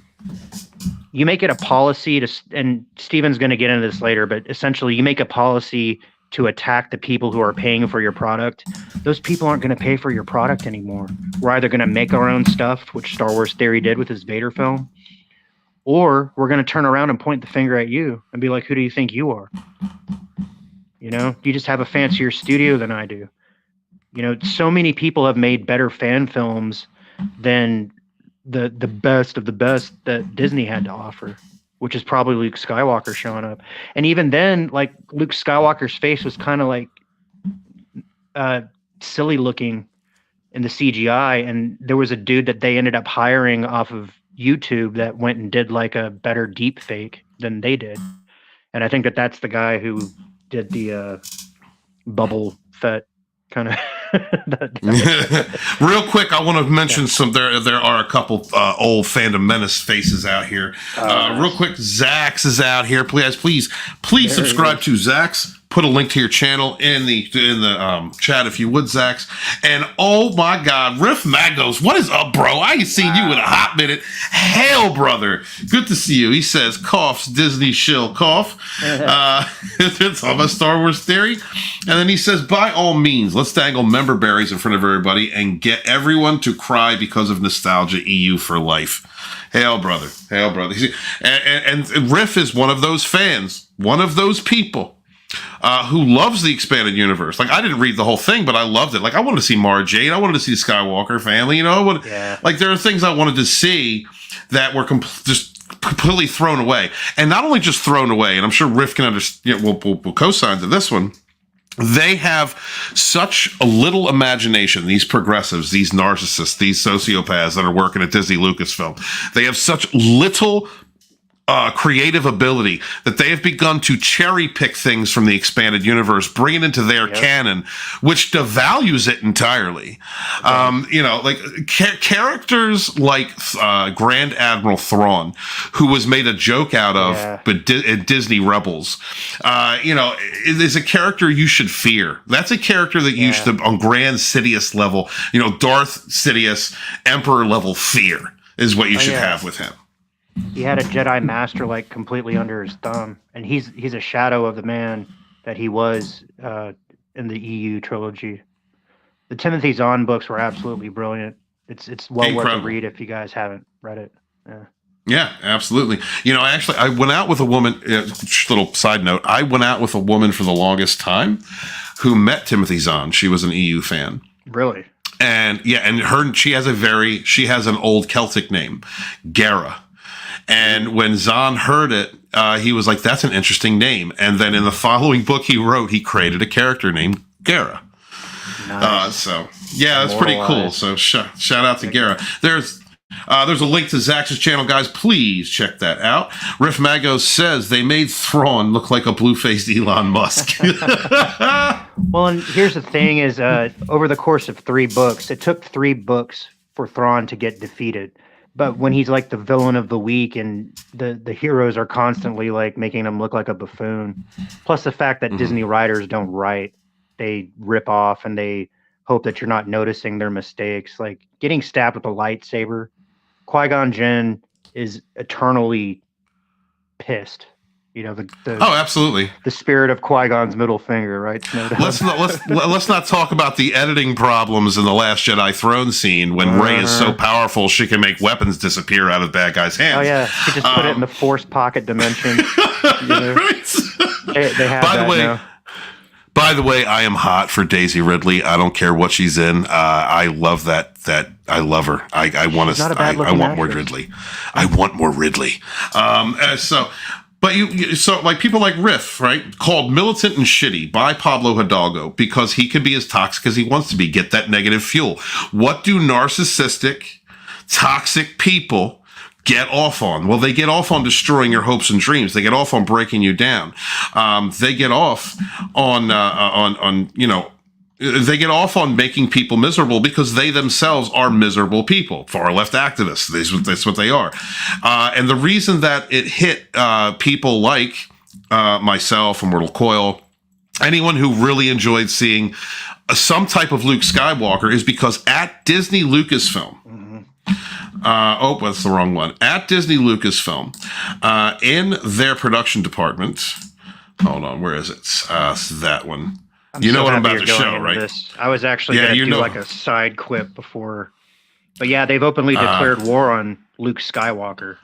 Yeah, so this is one of the writers. This is an interview that they were doing, an insider in the Lucasfilm creators' offices. And here is a picture that they had up with a red X put through Luke Skywalker's face. Luke Skywalker, who loved his father, was, you know what I mean? He was a paradigm of love in his family. He believed in the most murderous, child-murdering, nastiest person in the world. He had one grain of hope left that his father still had an ounce of love in him. And in truth, Luke Skywalker did not defeat the Emperor. Anakin did. Darth Vader defeated the Emperor. And it took a change of heart from his son to change the most darkest heart in the galaxy, the most broken, defeated, angry man. It took love, changed him. And that is a message that toxic, narcissistic people cannot stand because they have no empathy and they want everyone to be as miserable and defeated as they feel inside. Right. Luke beat with Padme's heart, man. And I think when Vader saw that, you know, he Anakin came back. Just as Anakin said, Vader said, I killed Anakin Skywalker. And then Anakin Skywalker killed Darth Vader. And then he killed the Emperor. I don't care about the Disney sequel at all. He killed the Emperor. George Lucas even says he killed the Emperor. Zach, if you're wondering, he's the puffy looking fat fuck on the left. One too many empanadas. Yeah, see, and I understand, like, guys, if you're unfamiliar with this, half my audience is from author Stephen Walton. I don't know, the guys from Dragonstrom, you may or may not be. But this is a fandom that, imagine, like, and it's groups of people. Imagine groups of people everywhere, all being harassed, gaslit, smeared, their favorite things taken, repurposed, mutilated, and then blamed for narcissistic behavior all over the place. That all came together and created a group that spread globally a backlash, a grassroots backlash against these people destroying our entertainments, using them as platforms for their sociopolitical extremist garbage. And we are at the point now where it's years later. Some of these channels, some of these people, these YouTubers have you know, built incredible followings. Look up Nerdrotic. He's one of Gary Beekler. Gary Beekler is one of my boys. Knew him before he was monetized. My man's about to get 1 million subs. Hail Nerdrotic. Right. I love Gary's my man. Like, check out him. You know, check out, like, World Class. We brought up World Class Bullshitters earlier. There's also, like, been this entire culture that was created, and I'm very happy to have input just a small bit of energy and be part of a grassroots backlash that spread, that created a culture of supporting other YouTubers, supporting voices, helping one another, fighting against ideologues and entertainments, trying to create division, hate, separation, segregation, projecting their own for personality disorders on everyone else while gaslighting and smear campaigning and sending flying monkeys through far leftists and Antifa, Black Lives Matter, blue-haired weirdos on Twitter and Facebook. And mind you, and these people like Zax, like Riff, like CJ, like One Man Show, like Immortal Coil, like all of these people all fought against a media that had generated a smear campaign to protect their extremist allies, their far left extremist allies. The amount of toxic people in positions of power, and we all know narcissists and narcissistic people crave positions of power. The amount of those types who fought against the rise of World Class, of Doomcock, of Ethan Van Sciver, of Jeremy Griggs, of Gary Beekler, of all these different people that stood up and said no and fought for their beliefs and made their voices heard. And everyone who supported them, we all together created a culture that exists today of fighting against this type of rhetoric, whether it's Lord of the Rings TV show, which was an abomination, complete FU to any fan. They took Galadriel and turned her into a friend at Macho Man. Make it lame and gay.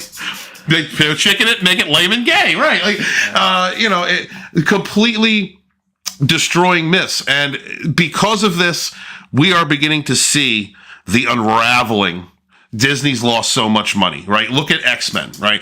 Or not X-Men. Look at, the Avengers, the Marvel Cinematic Universe. Once it went into phase 4, the MCU. Once the people who were running it, who cared about the mythos they were trying to convey, and it wasn't perfect. It wasn't at all perfect, but all the way up until Infinity War Endgame. After that, after all that money, that bank had been made, they immediately went into the MCU and they started producing bad, ideologically driven, the wham and power, white men are evil movies.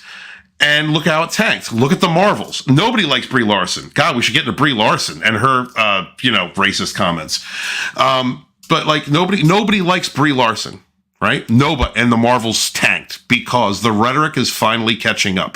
The funds are finally drying up. There is a change that is happening in Hollywood, and it is due to all of the people who stood up to these narcissistic, toxic pieces of shit in Hollywood, in Disney, and said no.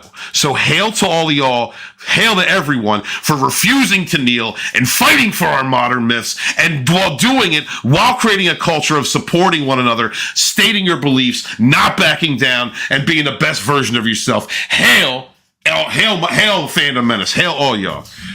Sorry, I got a little high. Got on my high horse there for a second. Steven's good for a rant.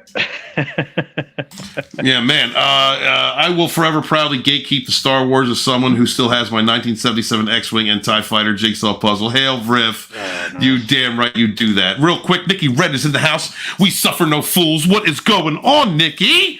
Good to see you, baby girl. Thank you for being in the chat. My love to you.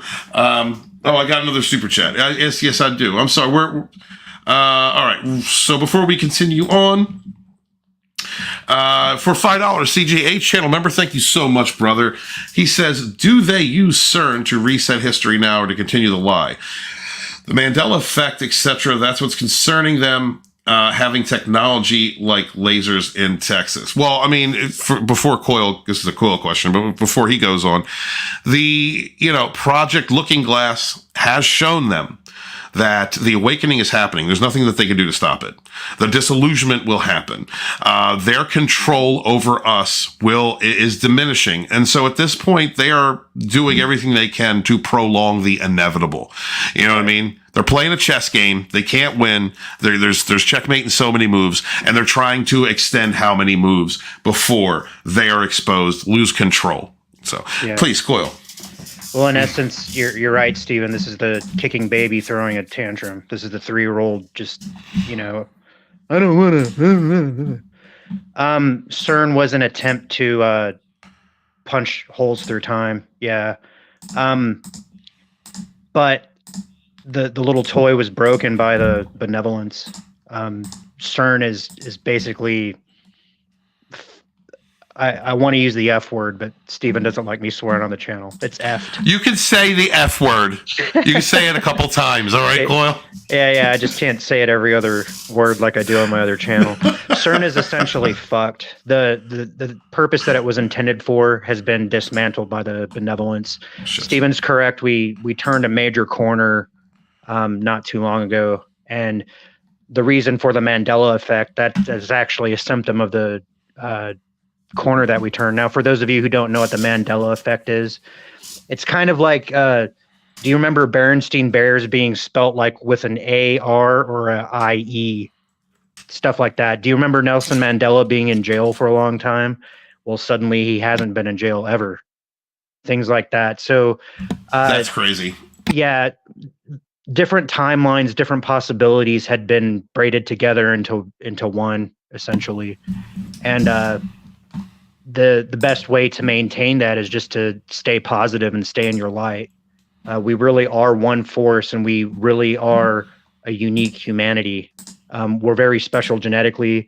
We're very special spiritually, especially the ones of us that are conscious and awake and know it and live purposefully. And we're not just reacting to things. We're not just twiddling thumbs on our smartphone or walking around dumb at the mall, wondering what's sexy.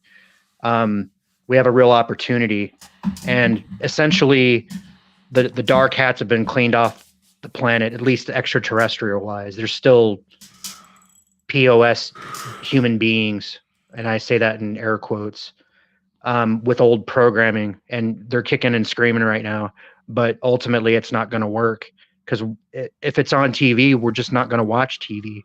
If it's in the movies, we're not going to go to the movies. If it's on college campuses, we're going to home educate our children from now on. We're going to pass on the true knowledge of light. And that's called the law of consistency.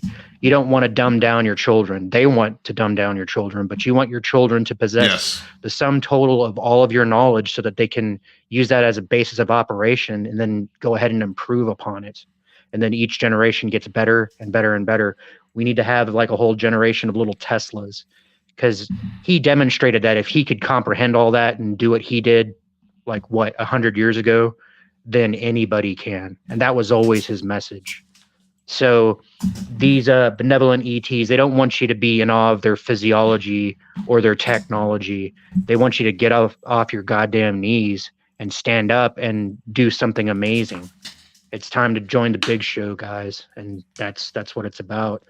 So I floated this idea out in the chat. If you guys are into the Art Bell kind of stuff, go to my channel, go to Savage Spirituality, click on the live tab, and just start climbing through some of the streams, because we go into very big depths to explain all this stuff.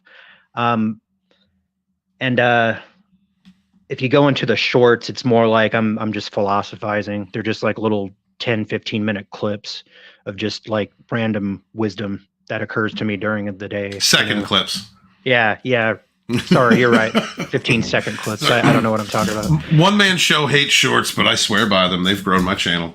Yeah, and honestly, Steven was a big part in encouraging me to do that. Like the most watched clip has like 5K views, and beautiful. You know, sometimes the algorithm only gives me like 20 or 30 views. It is what it is. But I live for the live stuff, and especially with a co-host like Steven, if I can get some of you guys to sub to me and join us on I live in the West Coast, so Pacific time I start at about 11 p.m.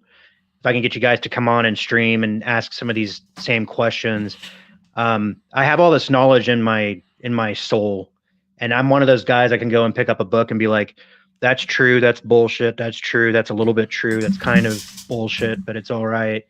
And then Steven, like I said, he possesses similar knowledge, but he's walked a different path and he's come at it from a different angle, you know, being like a pagan witch, essentially. But he's also dream walked. He's also had spiritual journeys. So together we're able to talk about the same thing from different lenses and just really have a great conversation.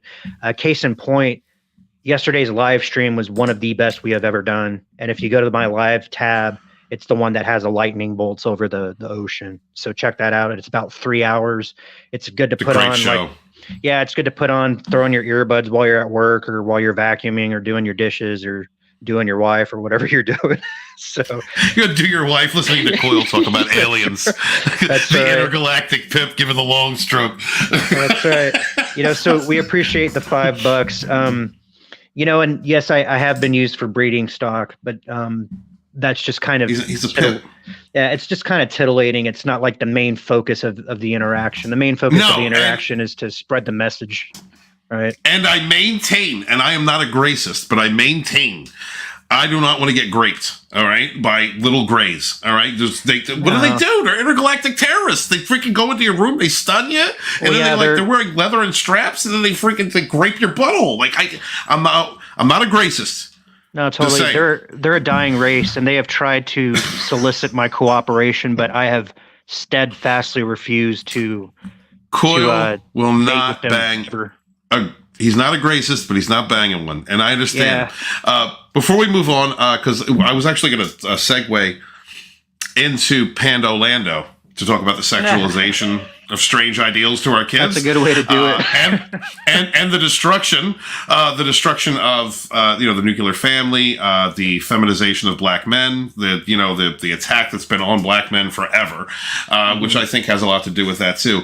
And what finds me funny because what was his name? Don Glover. Yep. Donald Glover, who's a racist himself. Listen to any of his lyrics. Good actor. He's a good actor, but I don't care. So is Tom Hanks, but he's in Greece because he doesn't want to get charged with peddling who. But before we go into that, actually, I want to talk about. Bring up Data Racer 117, guys. If you're on Twitter or X, please check out Data Racer 117. Before we go into that, source of information. Yeah. Massive, so wonderful resource. Before I go into that, real quick, Scott Clark came up with a message. With a question. He says, Coyle or Steven, what are your theories about the destruction of the Georgia Guidestones and its timing? Thank you. Mm-hmm. That was a purposeful terrorist attack. Absolutely. Whoever created them, and it's one of those things like feel them out, look them up, read what they have to say.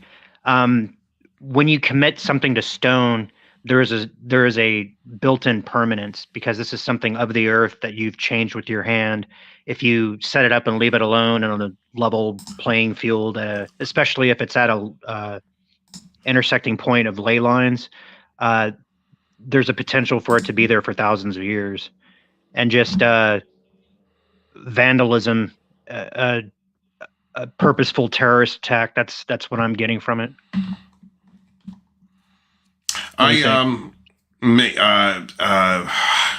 You know, when that happens, I was actually in a motel room with Narc X, and we were streaming with people talking about that. So I haven't even paid attention to it. And she threw a dildo at me. All right, so we were all there with dark stories. What's his name now? Oh my god, I can't think of his name now. With another cat that does those types of stuff. No, I haven't even thought about the Georgia Guidestone since then. You know what? Thank you, Scott, for letting me know that there's another unhealed traumatic event that I need to now go through. So, hey, man, hail to you, brother. So before we continue on, we were talking about The Mandalorian Season 2. We were talking about what had happened during that time. And so Pedro Pascal, who plays The Mandalorian, he put this out during the election of 2020, the farce, the stolen, the let's make everybody stay in their house and feed them fear porn and tell them there's deadly disease out there that's not killing anybody, and keep them change your DNA with shots from a guy who killed tens of thousands of people in the 80s, and then tell everybody, but it's all good, you know, everything's good. Get your boosters. But at the same time, right, still election. So while so Pedro Pascal put this out, like many of the other progressive nut jobs in Hollywood, losers in 1865, losers in 1945, and losers in 2020, called 65 million voters Nazis and racists. This is Pedro Pascal. This is the way that they think at Disney Lucasfilm. This is how the narcissists and toxic people in Hollywood project their hatred, their brokenness, and literally smear 65 million people, blanket statement, in order to make his Fifi's feel better, his broken inner child. And so Gina's response to this, not a response to this, but Gina was talking, where is it? Where was it? I can't find it. I have to look for it. Hold on. Gina was in the Luke episode, by the way. Here we go. Gina was in the Luke episode. Hold on. Sorry, guys. I thought I was on top of this one. Oh, snap. It's okay. They had grand plans for Gina Carano. And when I say they, I mean Jon Favreau and Dave Filoni. They were going to give her her own spinoff, and it was all going to... people love Gina. Yeah, it was all going to resolve itself in this movie that Dave Filoni's coming up with, but tell them what happened. Basically for the first time, we had an actress or an actor that was working at Disney Lucasfilm that was openly conservative, that did not share the values of the wackos that were working there. And she was under pressure the entire time. Like, they were just looking for an excuse. But while this was happening, the fans were like, yeah, we support this person. Thank God. It's just, they're actually letting someone who doesn't exist in their hive mind work at Disney Lucasfilm. And so when Pedro put that out, Gina put out a counter argument, which was this tweet. It was, the Jews were beaten in the streets, not by the Nazis, soldiers, but by their neighbors, even by children. Because history is edited, most people today don't realize that to get to the point where Nazi soldiers could easily round up thousands of Jews, the government first made their own neighbors hate them simply for being Jews. How is this any different from hating someone for their political views? Very straight up statement. Very mature statement. And that's something that is happening or has been happening in our country consistently, heatedly for the last 15 years since since like 2010, since the government started really regulating the internet and gaining control over it, gaining control over all Western media. It's a vilification of a certain type of people. And when you get to that point, you have the punching game, right? Where you have groups of black kids who will just hit an old white person and get away with it because the black kids aren't racist. That's not racism. No. That's justified to hit a random, to beat a random windows and steal thousands of dollars worth of merchandise. That's not racist. Right. And it's not racist. It's not horrible. They're just letting their fifis go. It's justified for them to be toxic, terrible, awful fucking people. And Gina was basically pointing that out. Gina Carano gets fired. Because Kennedy, we suspect, we've heard, Kennedy was very upset of the positive reaction to Luke coming back, or at least a scene with Luke in him, with Luke in it, but also because the narcissist got slighted. The narcissist buddy, Pedro Pascal, Little Narc, put out a statement that smeared and created a lot of negative fuel and smeared a whole bunch of people. Whereas someone else who doesn't have a fucking emotional disorder came in and made a statement that is pretty legit, pretty on the table. What Gina said. They had to attack Gina. Here I would like to give you guys an example of the flying monkeys that exists in the extremist far left. Thank you to Data Racer again, 117. Very much appreciate you. So here is something from the media. This is Garbage Tier Media. Gina Carano continues to suck while Pedro Pascal keeps our crush on him pure. He's the good guy because he called all the Trump supporters Nazis and racists.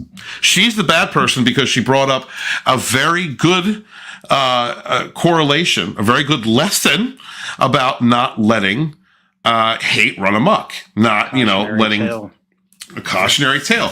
She's the bad guy. She's the bad guy. To the narcissists and toxic people, she's the bad guy. And he's the hero. It's interesting to me, Stephen. There's that old adage that those who do not understand history are doomed to repeat it. And then in the political sphere around the same time that all this was going on, they were tearing down historical statues under the, racist kind of flag and replacing them with like modern art that just makes no sense. Like they'll put like a dick in the middle of Georgia, like a no shit dick, with a guy holding it up. You remember that thing? Yeah. After tearing down after tearing down a statue of a Confederate general, when in any meaningful discourse of history, if you disagree with the general, then let that image there be of a cautionary tale. Don't turn it into some fucking weirdo piece of Big Mike art, All right. Yeah, right. No, that's fine. I wish we had a quarter test. Where's Wes? Where's Wes in the quarter test? Wes had a guy on. Some of you, I know some of you don't like him. Some of you do. It's whatever. The guy, this voice actor Vic Mignogna, right? Because he did this. He did a series. Wes used to cover Star. Yeah. Wes was reviewing a fan-made Star Trek TOS. Fan-made TOS recreation. Vic Mignogna was Captain Kirk, and he did a pretty good job. It was a pretty good show. Star Trek continues. It was a great series. Yeah, it really was. But Vic found out, and he was like, "Oh, I'm going to go on this dude's channel," And Vic's mildly, he's like a C-list, D-list, fame, but it's bigger than Wes, yeah. So he comes on Wes's show.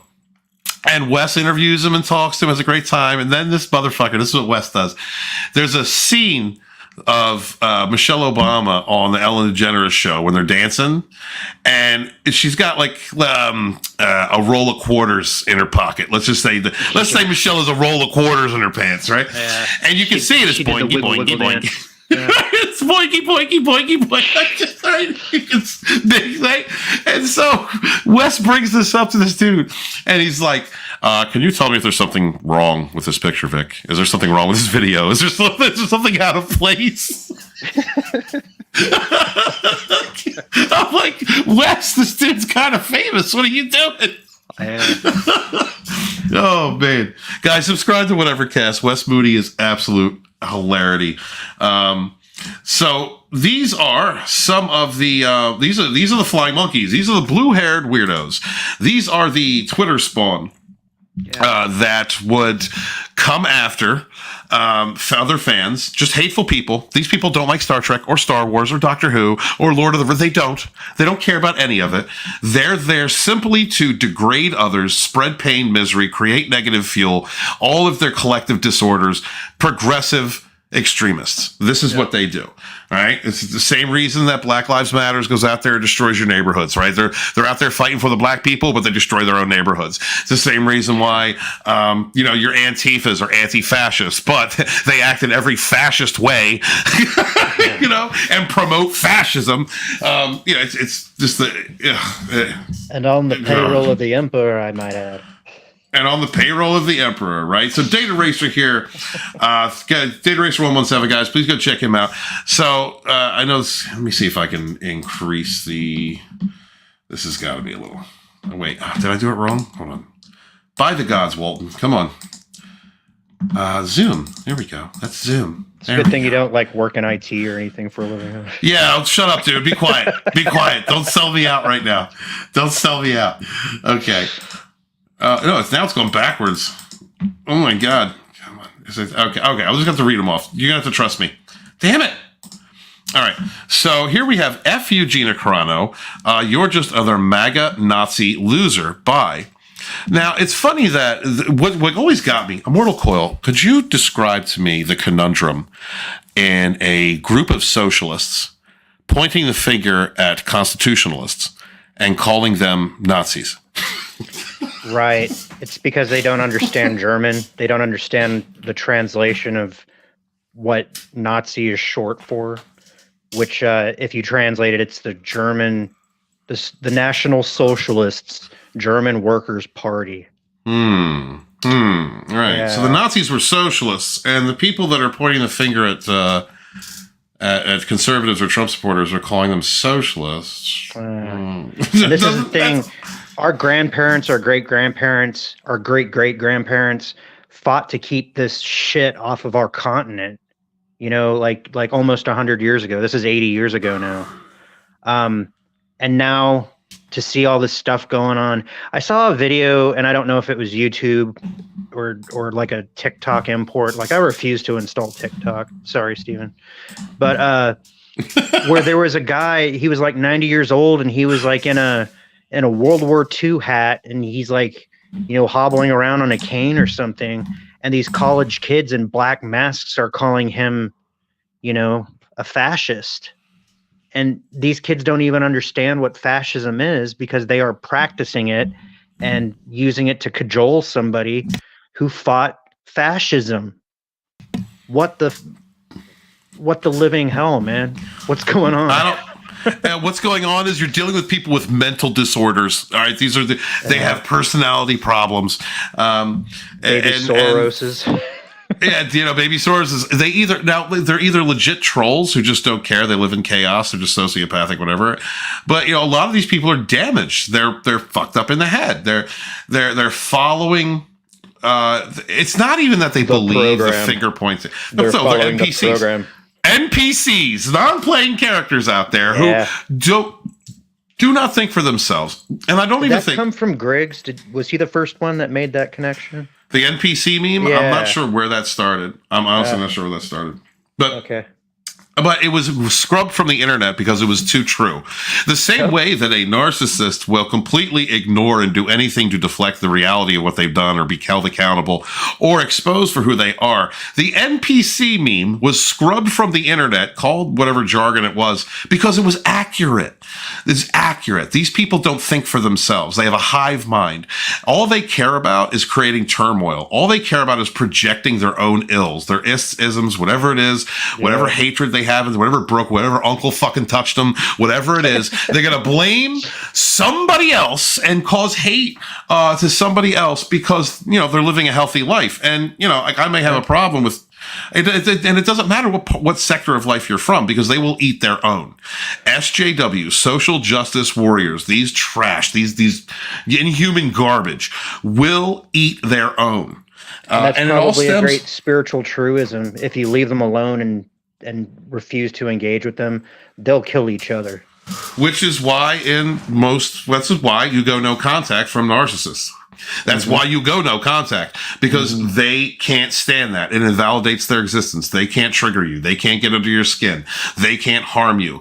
They don't feel they have any control over you. They're not fucking up your life or screwing you up, giving you a bad day. You ignore them. You invalidate them. And that makes them insane, because then they have to not look at themselves or scramble to go destroy someone else. It is. But in the case of where like the grassroots backlash, it kind of created a self-fulfilling system, a self-feeding system, where the negative fuel, and oddly enough, one of the people who founded the Fandom Menace is a self-described narcissist, Ethan Van Sciver. And if it wasn't for him showing a lot of us, myself included, how to not give a fuck about what these SJWs were saying and clown them and, use their own energy against them, then we wouldn't have monetize the hate, monetize your haters. We wouldn't have, we would have eventually, I think, but in the early Fandom Menace, I don't think we would have had the kind of grit, the kind of FU mentality that we had, because you're dealing with people who are mentally and emotionally unstable.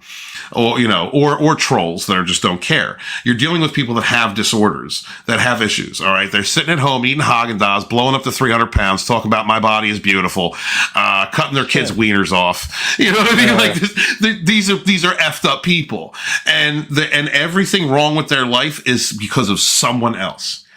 It's a self-fulfilling system where. Ethan actually kind of gave us the leg up because he understood that behavior, that you can monetize your haters. You can create a channel. You can create a voice by throwing back the toxic energy that they're throwing at you. So, hail to Ethan. I mean, truth, real is real. Well, he kind of went through the same thing with his the big two that Gina did with Disney, except whereas he was forced out by being doxxed and all that kind of stuff, Gina was simply dismissed by Disney on a tweet. She didn't even get called in the office. They didn't slap her on the wrist. They were just like, yeah, Gina Carano is no longer working for us. So some of these state, yeah, and you're right. Well, see, Ethan is a conservative, and he was basically kicked out. He's one of them too. And this is what I say about they'll eat their own, because he was one of them. He was one of those in my opinion, coiled. He was one of those toxic. He was one of the views and expressions of Steve Walton did not reflect the mortal coil. He was one of those toxic people in the industry. He was one of them. But because he chose to endorse, believe in, whatever, however you want to put it, conservative values, and they were all far left progressives, they ate their own. They kicked him out. They doxed him. They and I mean, to which, it added to Comicsgate and then that backlash and Fandom Menace and that backlash. So, I mean, to some degrees, that is an example of a narcissistic person, actually, because of his own need to be grandiose, actually adding a positive nature to a growing backlash or movement. Granted, it was selfish on his part, but it's still added a grit to people who were standing up, fans who were just like, why am I being called a racist because this movie sucks? I don't understand this. So a couple more of these messages from the blue-haired weirdos on Twitter, and blue-haired weirdos was given to us by Van Sciver, by the way. I think Garbage Tier Media was too. Garbage Tier Media, yeah, absolutely. Yeah, a lot of good. He's a narcissist. He had some great cuts. Hell. He's brilliant. He's brilliant. Yes, he's not a dumb man. He's not. So it says, cry, Gina Carano, cry a little more, you transphobic bitch. I hope Disney fires your ass like WB fired Depp. All right? How'd that turn out? Yeah. So, how's that going for you? So she makes a statement about not going, about the Nazis, what they were really about, and that it was like neighbors destroying, the point that she made. And this person with a disorder comes out of nowhere with like, you cry more, you transphobic bitch. Where in the hell did she say anything about trans? You know what I mean? Like, it's all projection. Yep. And, And then, of course, you can see that this person backed up Amber Heard, who is a narcissistic sociopath. That's legally proven. Amber Heard is a legally proven narcopath. Yes, I would tap that ass, but I would not give her my real name, and I would not get her anywhere near my bed. She could not go anywhere near my bed. But you know, I hope that Disney fires your ass like Warner Brothers fired Depp. You know, they don't care. You are a fucking racist, ugly fuck, Gina Carano.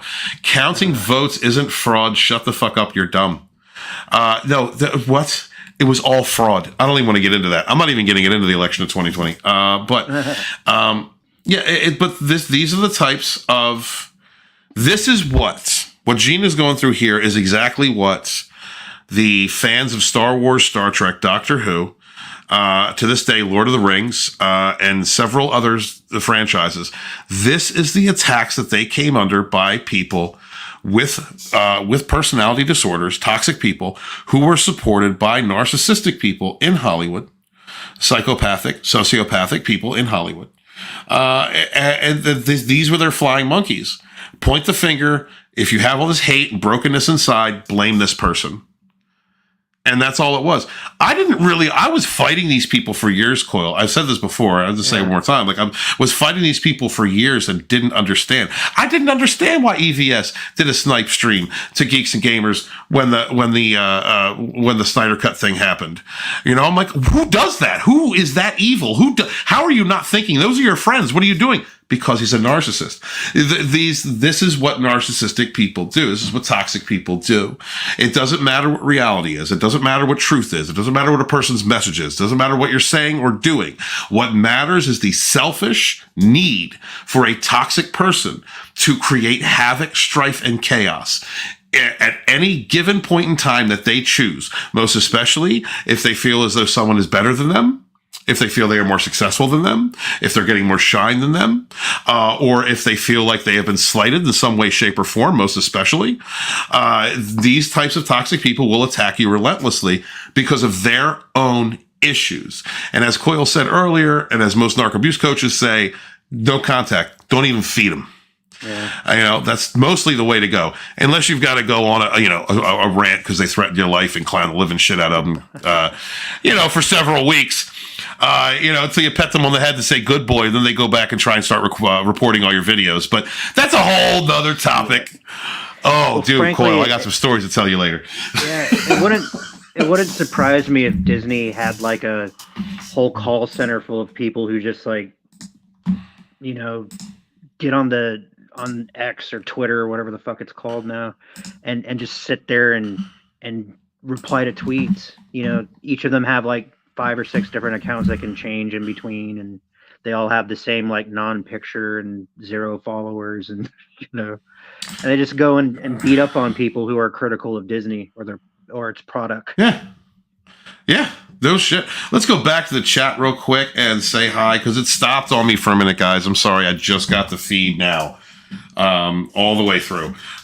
So let's see. One Man Show says, yes, I remain in awe of Steven's tarot talents. Thanks, asshole. Appreciate you. I'm making a short just for you tomorrow.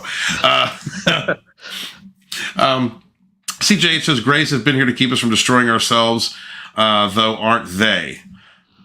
No, the Greys were here because they're a dying race. They have experienced replicative fading of their genome. So they came to try to restock themselves using our genes. We're a combination of just about 24 different ET races, including a native Terran simian primate, essentially.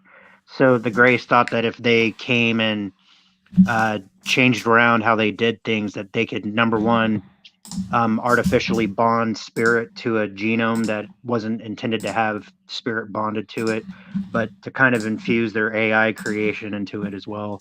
The true incarnate Greys, they're really tall. They're probably like 7 feet tallish, somewhere like there, but they only number in about 100,000. And as soon as they're done, they're done.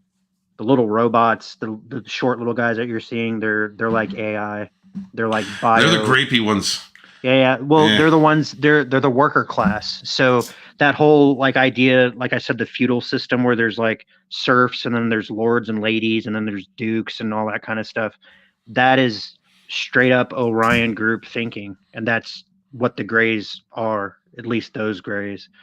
Now there are beings who appear to be Greys, but they're not Greys. That's a whole different topic. But we're talking about the ones that are malign to human progress and who operate on fear and under Alpha Draconis, under Orion, all that kind of stuff. You want to shove probes up your butt and dress in leather and chains. It's like the cosmic blue oyster, but they're really aggressive. Think of a race of mules, a race of asses. That's kind of funny to think of them this way. They can't. Of asses. They can't breed. So what happens to the race of asses? They have ass babies. Yeah, I don't know. They're trying to make ass babies, but you can't take a mule and then take a zebra or an elephant and try to make something that's viable. It's not going to go together. Lady Virgo says, short little effing troll, Fauci. Yeah, it's amazing. That was a pretty good impression, Steven. How many people did this guy kill in the 80s with the AIDS vaccine? And then they're going to promote, and then this is if you be quiet about all the kid peddling that goes on in politics and in Hollywood and entertainment, then you can make billions just killing people. It's all good and be a hero for it. It's insane. Yeah, it is insane. Their business. It is, and destroying children. Let's see. CJ says, funny because those losers were left-wingers in 2 of those years, and left-wingers who defended slavery and KKK leftists who formed the German Party. Let's not talk about the Democratic National Convention of 1924, and let's not talk about the Obama White House of 2010 or 2012. All right, both those Democrats had racists in the White House. All right. And look, I voted Dem all my life. I voted Republican once. That's it. No, twice. I voted Republican twice, and that's it. And they were both for Trump. As long as we're talking about politics. One. Only once. It was only once. Well, Kennedy was perhaps the last real president, and Kennedy was a Democrat. But if you put Kennedy in today's political climate, he would be a conservative. Yeah. You put George Carlin on stage today, they would call him a racist, sexist, conservative, Trump supporter, blah, blah, blah. Yeah, he'd crazy. be canceled. But I mean, that's the thing is, Kennedy stood up for truth. He actually knew the truth about the cabal and the black budget projects and all that. Military-industrial complex. Yeah. He disbanded the CIA. He was prepared to come forward and come public, and they shot him in Dallas in November. Yeah. This is that's a whole other. We can talk about that another time. Actually, I guess narcissists and politics. Zach says, here's a deep cut Pedro Pascal fact. His family were the ruling class in Chile in the 70s. President Aldin, Pedro's cousin, F things up so bad. I already said fucked. Why did I correct myself? Things up so bad that Augusto Pichet rolled in and took over. You could take Pedro's family portrait and add it to the list of losers. But he's a winner in America. He's a winner in modern America, where you can, make comparisons that are completely abhorrent and make no sense. As long as you're pointing it's a good thing Papa Pascal knew people. Papa Pascal knew people. And peddling, he's not going to, whether he is a child diddler or not, he's not going to expose the ones that are. Johnny Depp was wrecked by his covert narcissist sociopath or ex-wife. I had some experiences with at the exact same time. I dealt with an Amber Heard. I know I dealt with the same type, and I understand, Scott. I am glad that the Depp case brought some kind of information. I brought some attention to the forefront about covert narcissistic women and how they're pretty, they can talk a good game, but they're selfish, evil, destructive, lying, smearing, and they'll shit in your bed. All right, you're fine when the shit's in your bed. Scott, my ex didn't shit in my bed, but I'm saying if I'd stayed with her longer, who knows? Like the last time she hoovered, I didn't let her near my bed.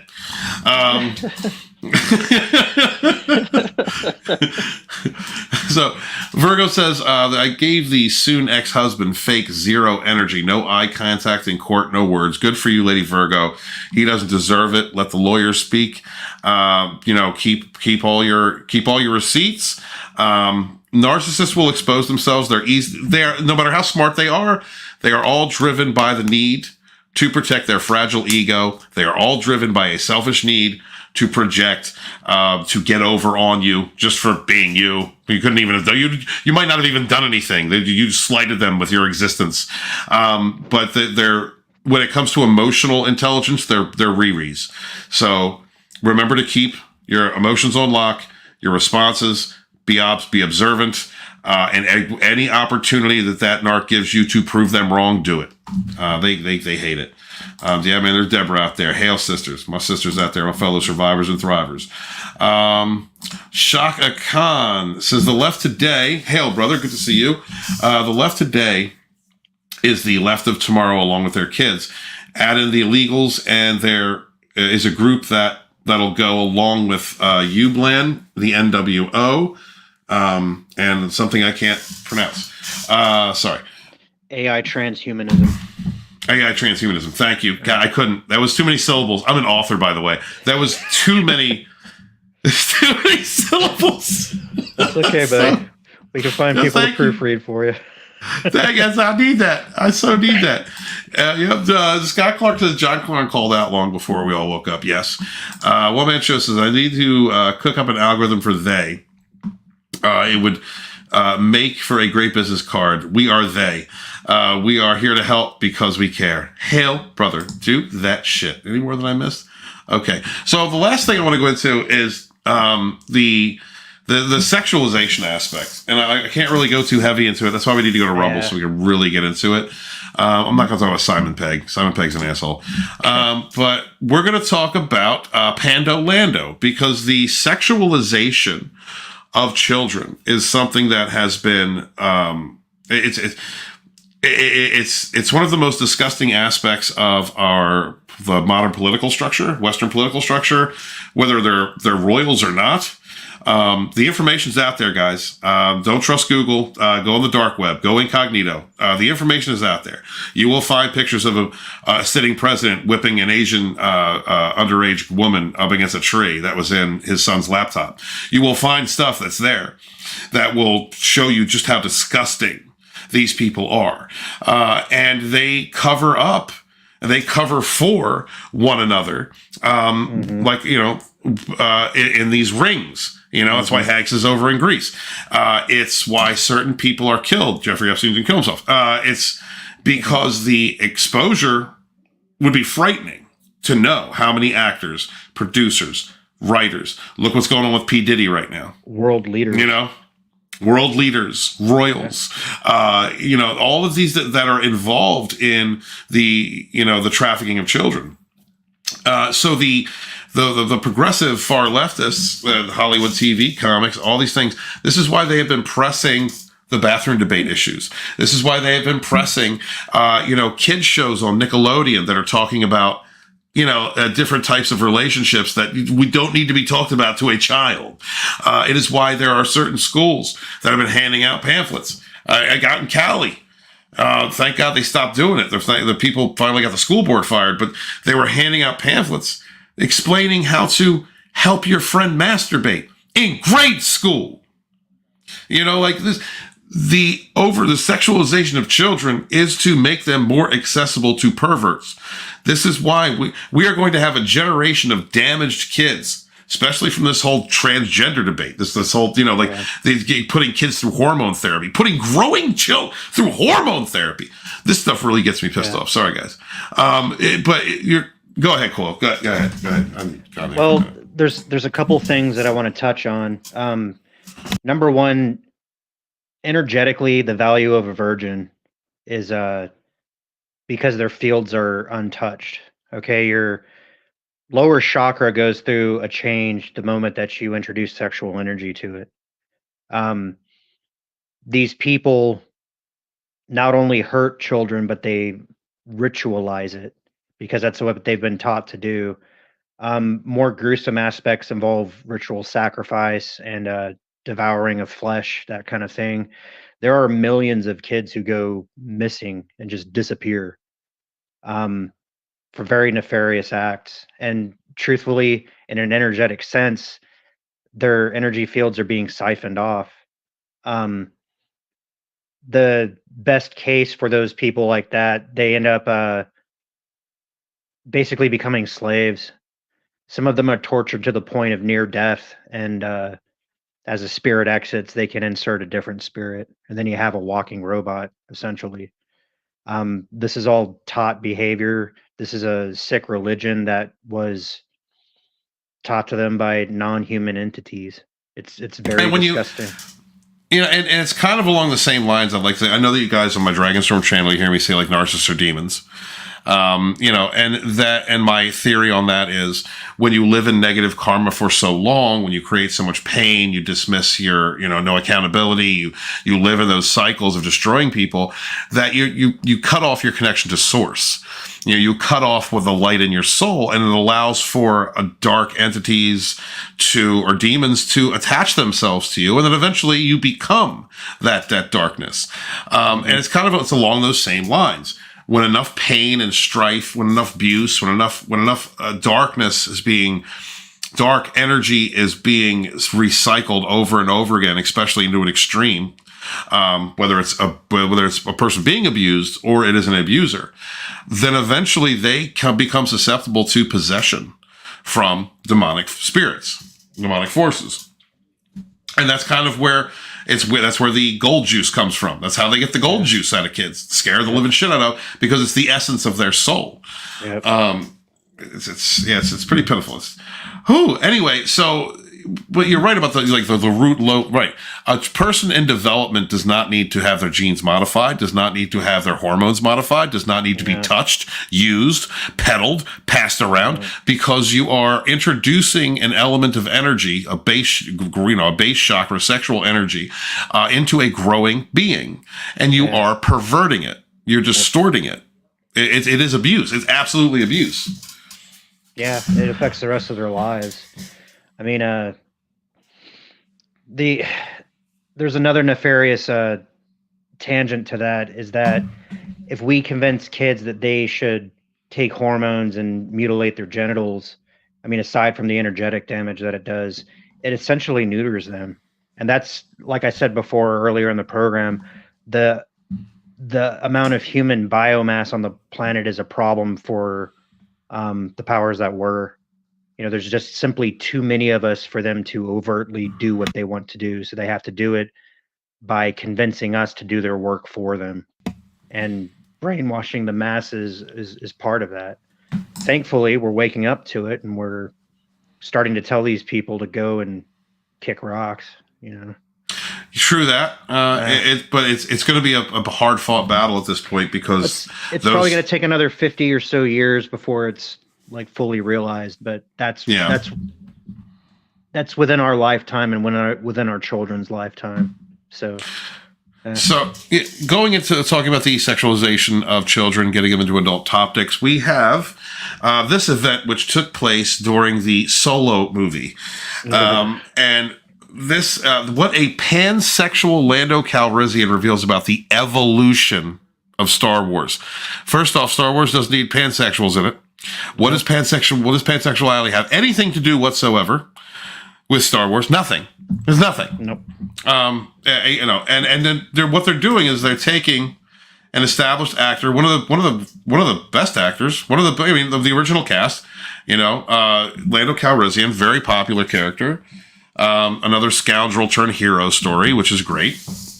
Also, someone who was an actor who was very influential in black cinema during the 70s and 80s. And they're taking this character and making him bang robots. Right, and this is for kids, by the way. Star Wars is for kids. Another argument that was always given to us was Star Wars is for kids. Is there space wizards with laser swords? Why? Why are these neckbeard man babies upset that we're turning? Why are you upset that we're taking your characters and neutering and distorting them and destroying them and repurposing them? So this is another. Okay, so you have the actor who played Lando Calrissian in Solo was Donald Glover. We call him Dong Lover for short. Dong Lover is a musician and an actor. If you listen to his music, it's all about he's a racist. It's all about killing white people and being racist. It's not a positive message. He's, I don't know if he was diddled or diddling, but I bet he's in that crew. And that's just my personal opinion. But he was asked by the Huffington Post, trash garbage tier website, Huffington Post. One of the worst. So he was asked, there's a fluidity to Donald and Billy Lee's portrayal of Lando's sexuality. Jonathan Kasdan told HuffPost. Jonathan Kasdan, by the way, is a pervert. He's a weirdo. Yeah. He is a weirdo. Yeah, he's a hater. He hates fans. He's riding on Daddy's coattails. That's absolutely, yeah. Empire Strikes Back, one of the greatest fucking films ever. Yeah. Raiders of the Lost Ark, one of the greatest films ever. Yeah. So Jonathan Kasdan, who's the guy who wrote the film, he says, yes, when we asked if Lando was pansexual, I mean, I would have loved to have gotten a more explicitly LGBT character into this movie. I think that it's time, certainly, for that. But I love the fluidity, sort of the spectrum of sexuality that Donald appeals to and that the droids are a part of. Literally banging his robots. That was the most important topic to Jonathan Kasdan. Dong Lover loved the idea. They were more worried about droid rights, literally trying to shoehorn feminism, fourth wave feminism, through a robot, while this robot's getting banged by Lando Calrissian. And this is for kids. Mind you, their statement, their position. This is for children. Is there anything in Empire Strikes Back that makes you believe that he's Pando at all? No, he was hitting on Leia. He was a regular black man hitting on a white woman. But everybody would like you to believe that he was hitting on Lobot too. So. I mean, Lobot. Yeah, I mean, who knows? Lobot was his best. Hey, if he got a handy from the robot guy, I'm not. I don't want to know about it. But, yeah. Well, Jonathan Kasdan would have you believe that Lando was pegged or something. There's like a little button on his remote that makes the flag go full mast. Right. It's not just gay bikers in Smyrna, Delaware. It's also in space in the Falcon. The Spice Run. The Spice Run, yeah. This is great, though. But this is. These are the crazy arguments. These are perverts. These are sexual deviants, Luciferian deviants in Disney. Who, I mean, we can go into Disney all day long. They got a long laundry list. While I was living in Florida, over 50 people were arrested who worked at Disney for being a part of a child sex ring. Yep. This is the culture of Hollywood. This is, if you're not a part of it, you're not going to hit the stratosphere. It's a very rare case that if you're not a part of their deviant circles and their Moloch worshiping, whatever the hell they're doing. If you're not drinking the gold juice, if you're not a progressive, an extremist progressive, then that you'll actually make it. And one of their goals has and will be, until we stop this shit, these toxic, child abusing, narcissistic people, using these shows, using movies, using film. It doesn't matter what age range they're for. If they can direct them at kids, they're going to give subtle sexual or overt sexual messaging to children to make them more accessible to the pervert in the proverbial white van. Well, we were talking about the Nazi minister of propaganda. Do you remember the Hitler Youth? It's the same idea. If we get them when they're young, then by the time they grow up, that's what they're going to believe. And like Sunday school. Yeah, Sorry, well, yeah. Sorry, like, as no, my is, bad. You're all right. I came out the broom closet. Let me tuck it back in. My bad. You did, yeah. Take your pointy hat off, Steve. Your rocks and your crystals. Get the fuck out of here. Right, your magic wand. But the last point I was going to make is it's evidenced on college campuses where they have all the fucking weirdos, with the bullhorns and their, there's enough people on YouTube pointing them out that you guys probably know what I'm talking about. It's the same idea. You indoctrinate them while they're being educated, especially in the early education phase. They don't know any different. They trust their teacher because we sent them to school to be with these people. But just like the weirdos invaded HR and just like they invaded comics and all that stuff, they invaded the education system too. They absolutely did. Yeah, they have drag queens come and do, like twerking shows in front of tiny children. And I'm not shitting on drag queens, and if you like drag shows, that's fine. But kids, don't bring it to kids. Yeah, kids who don't know any better can't make any judgment calls on that. And it's just the same thing as with molestation. If you introduce molestation at a young enough age, the kid's not going to know. It's just going to know that its body feels good. And then pretty soon you've raised a sideways person, and that's exactly what they want us all to be. But that's where self-responsibility and taking care of yourself is one thing, but if you think your children are your seed, that's your future, that's your last name walking around, that's like half your genome walking around. You're going to let some fucking weirdos at school rewire your kids on an energetic level and then teach them to think in different ways and then to not consult their parents about what's even going on at school. Nah, I don't even send my kid to public school. I do not have any interest in doing that.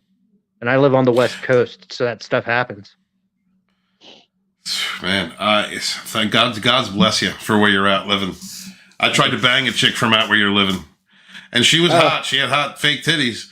But man, she was a nut job. Why do you have a Let's Go Brandon video on your channel? Are you serious? Because it's funny. It's a cognitive dissonance. The cognitive dissonance involved in the whole Let's Go Brandon thing was great. The fact they got him to say it too. Yeah, right. The dude knows damn well they're saying F Joe Biden. No, and I said this last night on the live stream. I really believe Joe Biden, the one that they publicly put out, is either a clone or like organic AI. You pick one of them. He's just too mentally not there. He's too senile. He's too broken. I swear I saw a video where there was a woman working him like a puppet on the White House balcony. I believe it. I can't. I am so disappointed in my country since 2020, since all of it. I'm so disappointed in my country, and it's not just that like the guy that I wanted to win didn't win. It's not that. It's just all of the smearing, gaslighting, all of the fake news, all of the falsehoods that were promoted, all of it, like an election literally, I'm sorry, it was stolen right in front of our face. Right in front. They go, let's just shut that. Well, someone's getting ahead. Let's shut down the office. Oh, a pipe broke. Let's shut down this. You know what I mean? Let's take the counters, the people that keep it fair out of the room. Right. And bunches of ballots at the last minute. At the last minute, right. Let's bring over millions of people from outside the country and give them voting rights, and let's give them free money and free housing, and just remember to vote blue. Don't think that's going to work in their favor. We can talk about that another night, another day. But the people that and it's not okay. Basically, the people that are coming here illegally are not families and shit. All right, they're gang members and they're fucking, you know what I mean? Like There are people that are not here to do good things. They're infiltrating. But let's just say half. Let's just say half. Half of them are just families coming from down south. They're all Catholic and conservative. I don't think it's going to work out in their favor. I don't think that's going to work out how they think it is. Real quick, Shaka Khan, he says, an antichrist spirit is taking over humanity one at a time. In groups too, brother. That type of evil, in groups, absolutely. And the media has a lot to do with that, the blanketing of information, the hiding of it. I think we've talked about quite a few different evil types tonight that are millionaires, making money, spreading horrible messages, and diddling kids. Yeah. So possibly. Protect yourself and do not tolerate that within your sphere. You are sovereign. Stand up on yourself. Do not capitulate to an outside authority ever, ever, ever. Okay. Real quick, I see Jessica's in the chat, and thank you to everybody who's talking to her. Deborah, Lady Virgo, thank you very much. We are here to help heal one another. Hail to you, sister. Thank you so much for being here, honey. I'm sorry I can't read through everything, but I will look at it after the show. Thank you, baby. And thank you to all my sisters out there helping out, man. We rise together. There was one thing. Oh, yeah. Scott said, has anyone else seen a demonically possessed person's eyes turn black in narcissistic rage a while after the love bombing is over? I didn't see the black eyes. My ex-sociopath, her eyes would get glassy, like watery, glassy, happy, like when she knew that she had total control over me, when she knew that I was broken and like, oh my God, what are you doing, before she ghosted me to go screw somebody else or made up an excuse or whatever it was, she would be full of glee. That's the only way to explain it. Like, happy as fuck. Like, I have total control over this person. I can destroy him at a whim. He is broken. I can leave him here with a kiss and go bang somebody else, and he'll be here when I get back. That's how she got. As far as like the black eyes, I've heard about the black eyes from narcissistic rage a lot. And absolutely, I believe it. I'm a spiritualist who has walked many roads. And I understand the complexities of our spirits and our abilities to commune, work with, and in conjunction with other forces, with other spiritual forces. And I have seen people change physically. There's a video I put back a while back. I wish I could remember the name of it. There's a video I put back a while back where I did it myself. When I'm full of energy, when I'm full of positive energy, my eyes will get cat-like. I'll bring up the video at some point in the future. I'll find it. But I said, dude, Coyle, I sent it to you and I sent it to Scott. I was like, Scott, what is wrong with this video? And he says, your eyes look like cat eyes. I said, that's the reptilian. That's the black. That's the dragon in me. Yeah. But yes, that absolutely can happen, and it's a mystic practice, and we're all capable of it, which is, for my experience, another reason why, if you were highly intuitive, even if you're just if you're just an average Joe, I know I'm not trying to dismiss anybody, but like, most especially if you're highly intuitive or highly have energetic ability, that you protect your portals, you protect your chakral portals, your energy. It is important, right? It is why when you are in a narcissistic relationship and you're around them, lights flicker, things happen out of nowhere. Like my kitchen caught fire when I had narcissists over last time. Like that, these things happen because of the negative forces that a narcissist has. They're possessed. There are little evil spirits looking over their shoulder, eating popcorn, looking for the Jerry Springer show. And they will make things happen if they are around angelic forces, guardian spirits, ancestors that are trying to protect you. They will create conflict. It's a negative and positive force, coming head to head.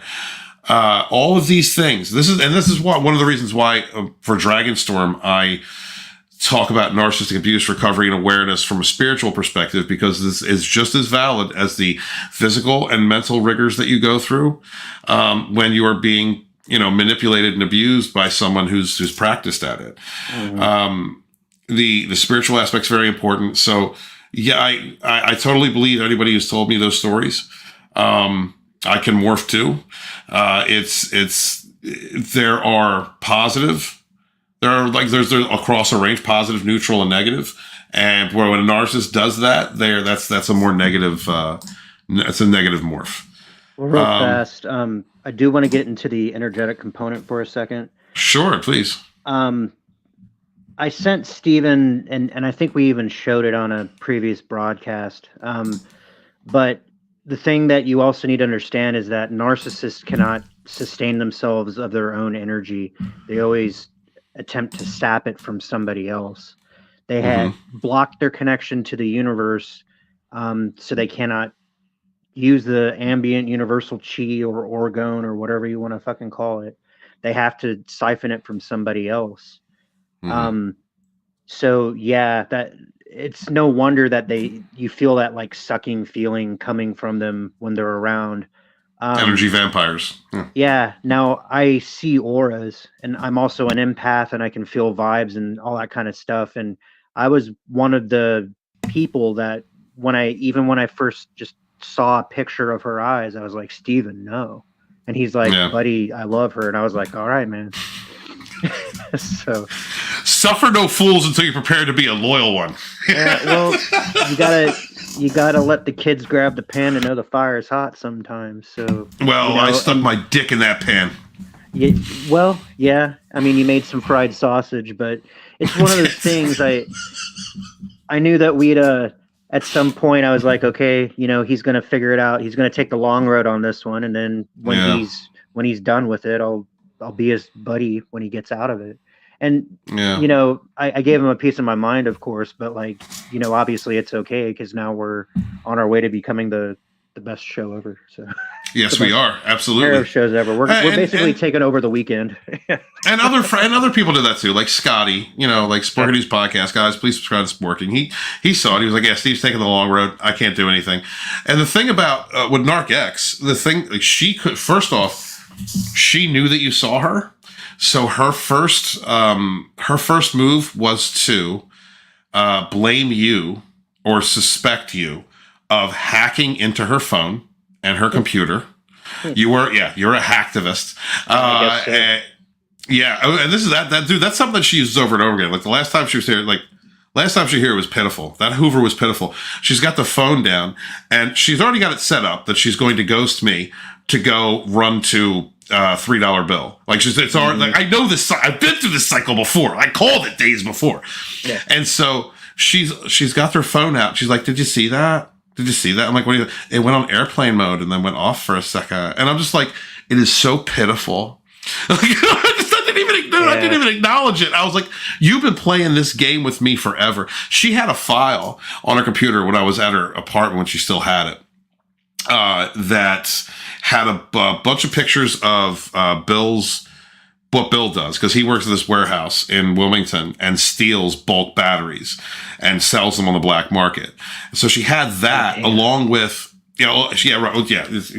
So he had that along with a bunch of avatars and clips and stuff from my channel.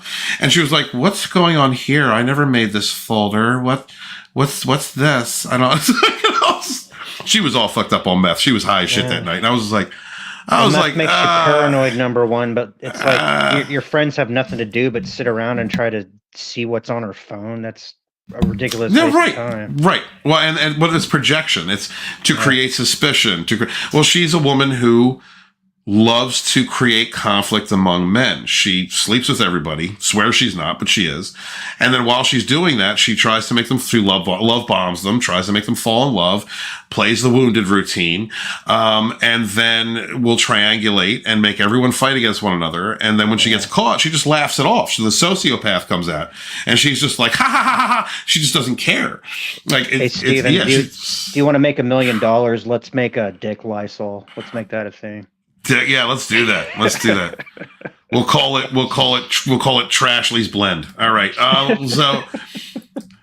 Scott says, the scariest moment of my life, that black-eyed narcissistic rage. I felt fear in every fiber of my being. Thank you, Deborah and Jessica. Be safe. Yeah, hailed my sisters. I believe that is evidence of demonic possession. It absolutely is. You can't work in those four. Like, you can't be even if you are a practiced voodoo or a dark necromancer. When you work in those dark forces, there are containments and protections that you have to have all the time. Like it's a part of your culture, the way you live, the way you breathe, in order to protect yourself from the dark forces that you are summoning around you. Especially if you're a summoner. Oh, well, you have to have containment spells. But narcissists, if they're let's just say your average narcissist, they don't do those things. They're reckless.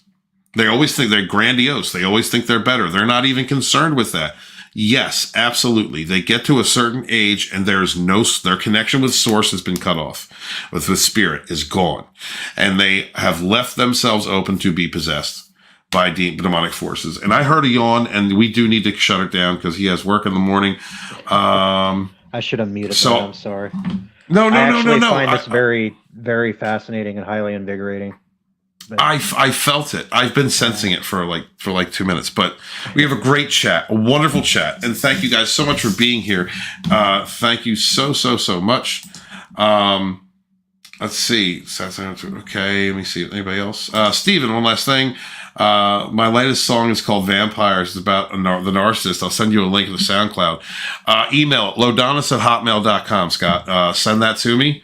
I might use it in the video if you let me, like if I got your permission, man. I appreciate that. Thank you. I love musicians. Support your independent creators out there. Before we head out, I would like to say thank you to everybody in the chat. Thank you to Jessica, Deborah, Lady Virgo. Thank you to Scott. Thank you to Bone, who's dude. Bone, you have been in the house. He is a soldier as well, man. Love that guy. Dude, old school TFM in the chat since I first started doing narc abuse recovery and awareness. Been supportive of me. Thank you so much, dude. RR, hail brother, hail the chat. Thank you to Snowdub for stopping by earlier. Hail Trans Fat. Thank you to Shaka Khan. Thank you to everybody lurking. Thank you to One Man Show. Thank you to Zax. Thank you to CJH, Riff Magos. Hail brother. Good to see you, dude. And I think I caught up there. And Nikki Red, hail sister. Yeah. We suffer no fools. And everybody listening on repeat. Remember to ding the bell and hit subscribe and share this out. You know, you guys are the ones that are keeping us alive. Send this to your friends. Send this to open-minded people. Hell, send this to people who you don't even like. I don't care. It's the people you don't even like. Mortal Coil, please do your outro, brother. Tell them where they can find you. Yes, sir. Well, you are listening to the voice of Immortal Coil. Revolution is my name. You can find me on my channel. Steven's going to link it in the description. Most of it is shorts. There's a couple of like really good videos where I'm trying to get some thought-provoking stuff out of AI. I have some projects down the pike, but the big bread and butter is going to be the live streams. So for those of you who are like really into the kind of like far out stuff that I was talking, I go into much more detail in our live streams.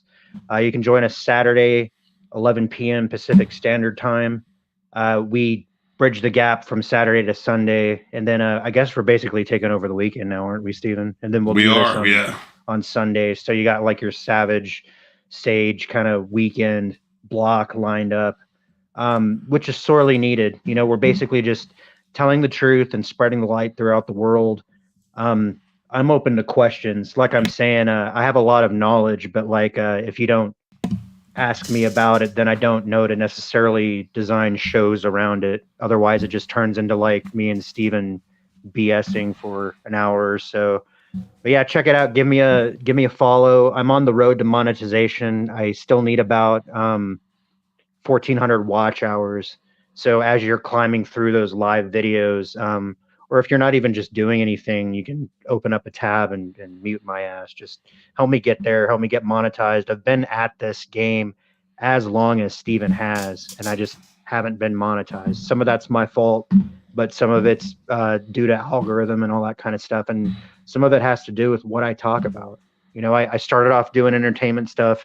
Now I'm talking about, you know, spirituality and awakening the human potential and ETs and, you know, extra dimensions and all this kind of stuff.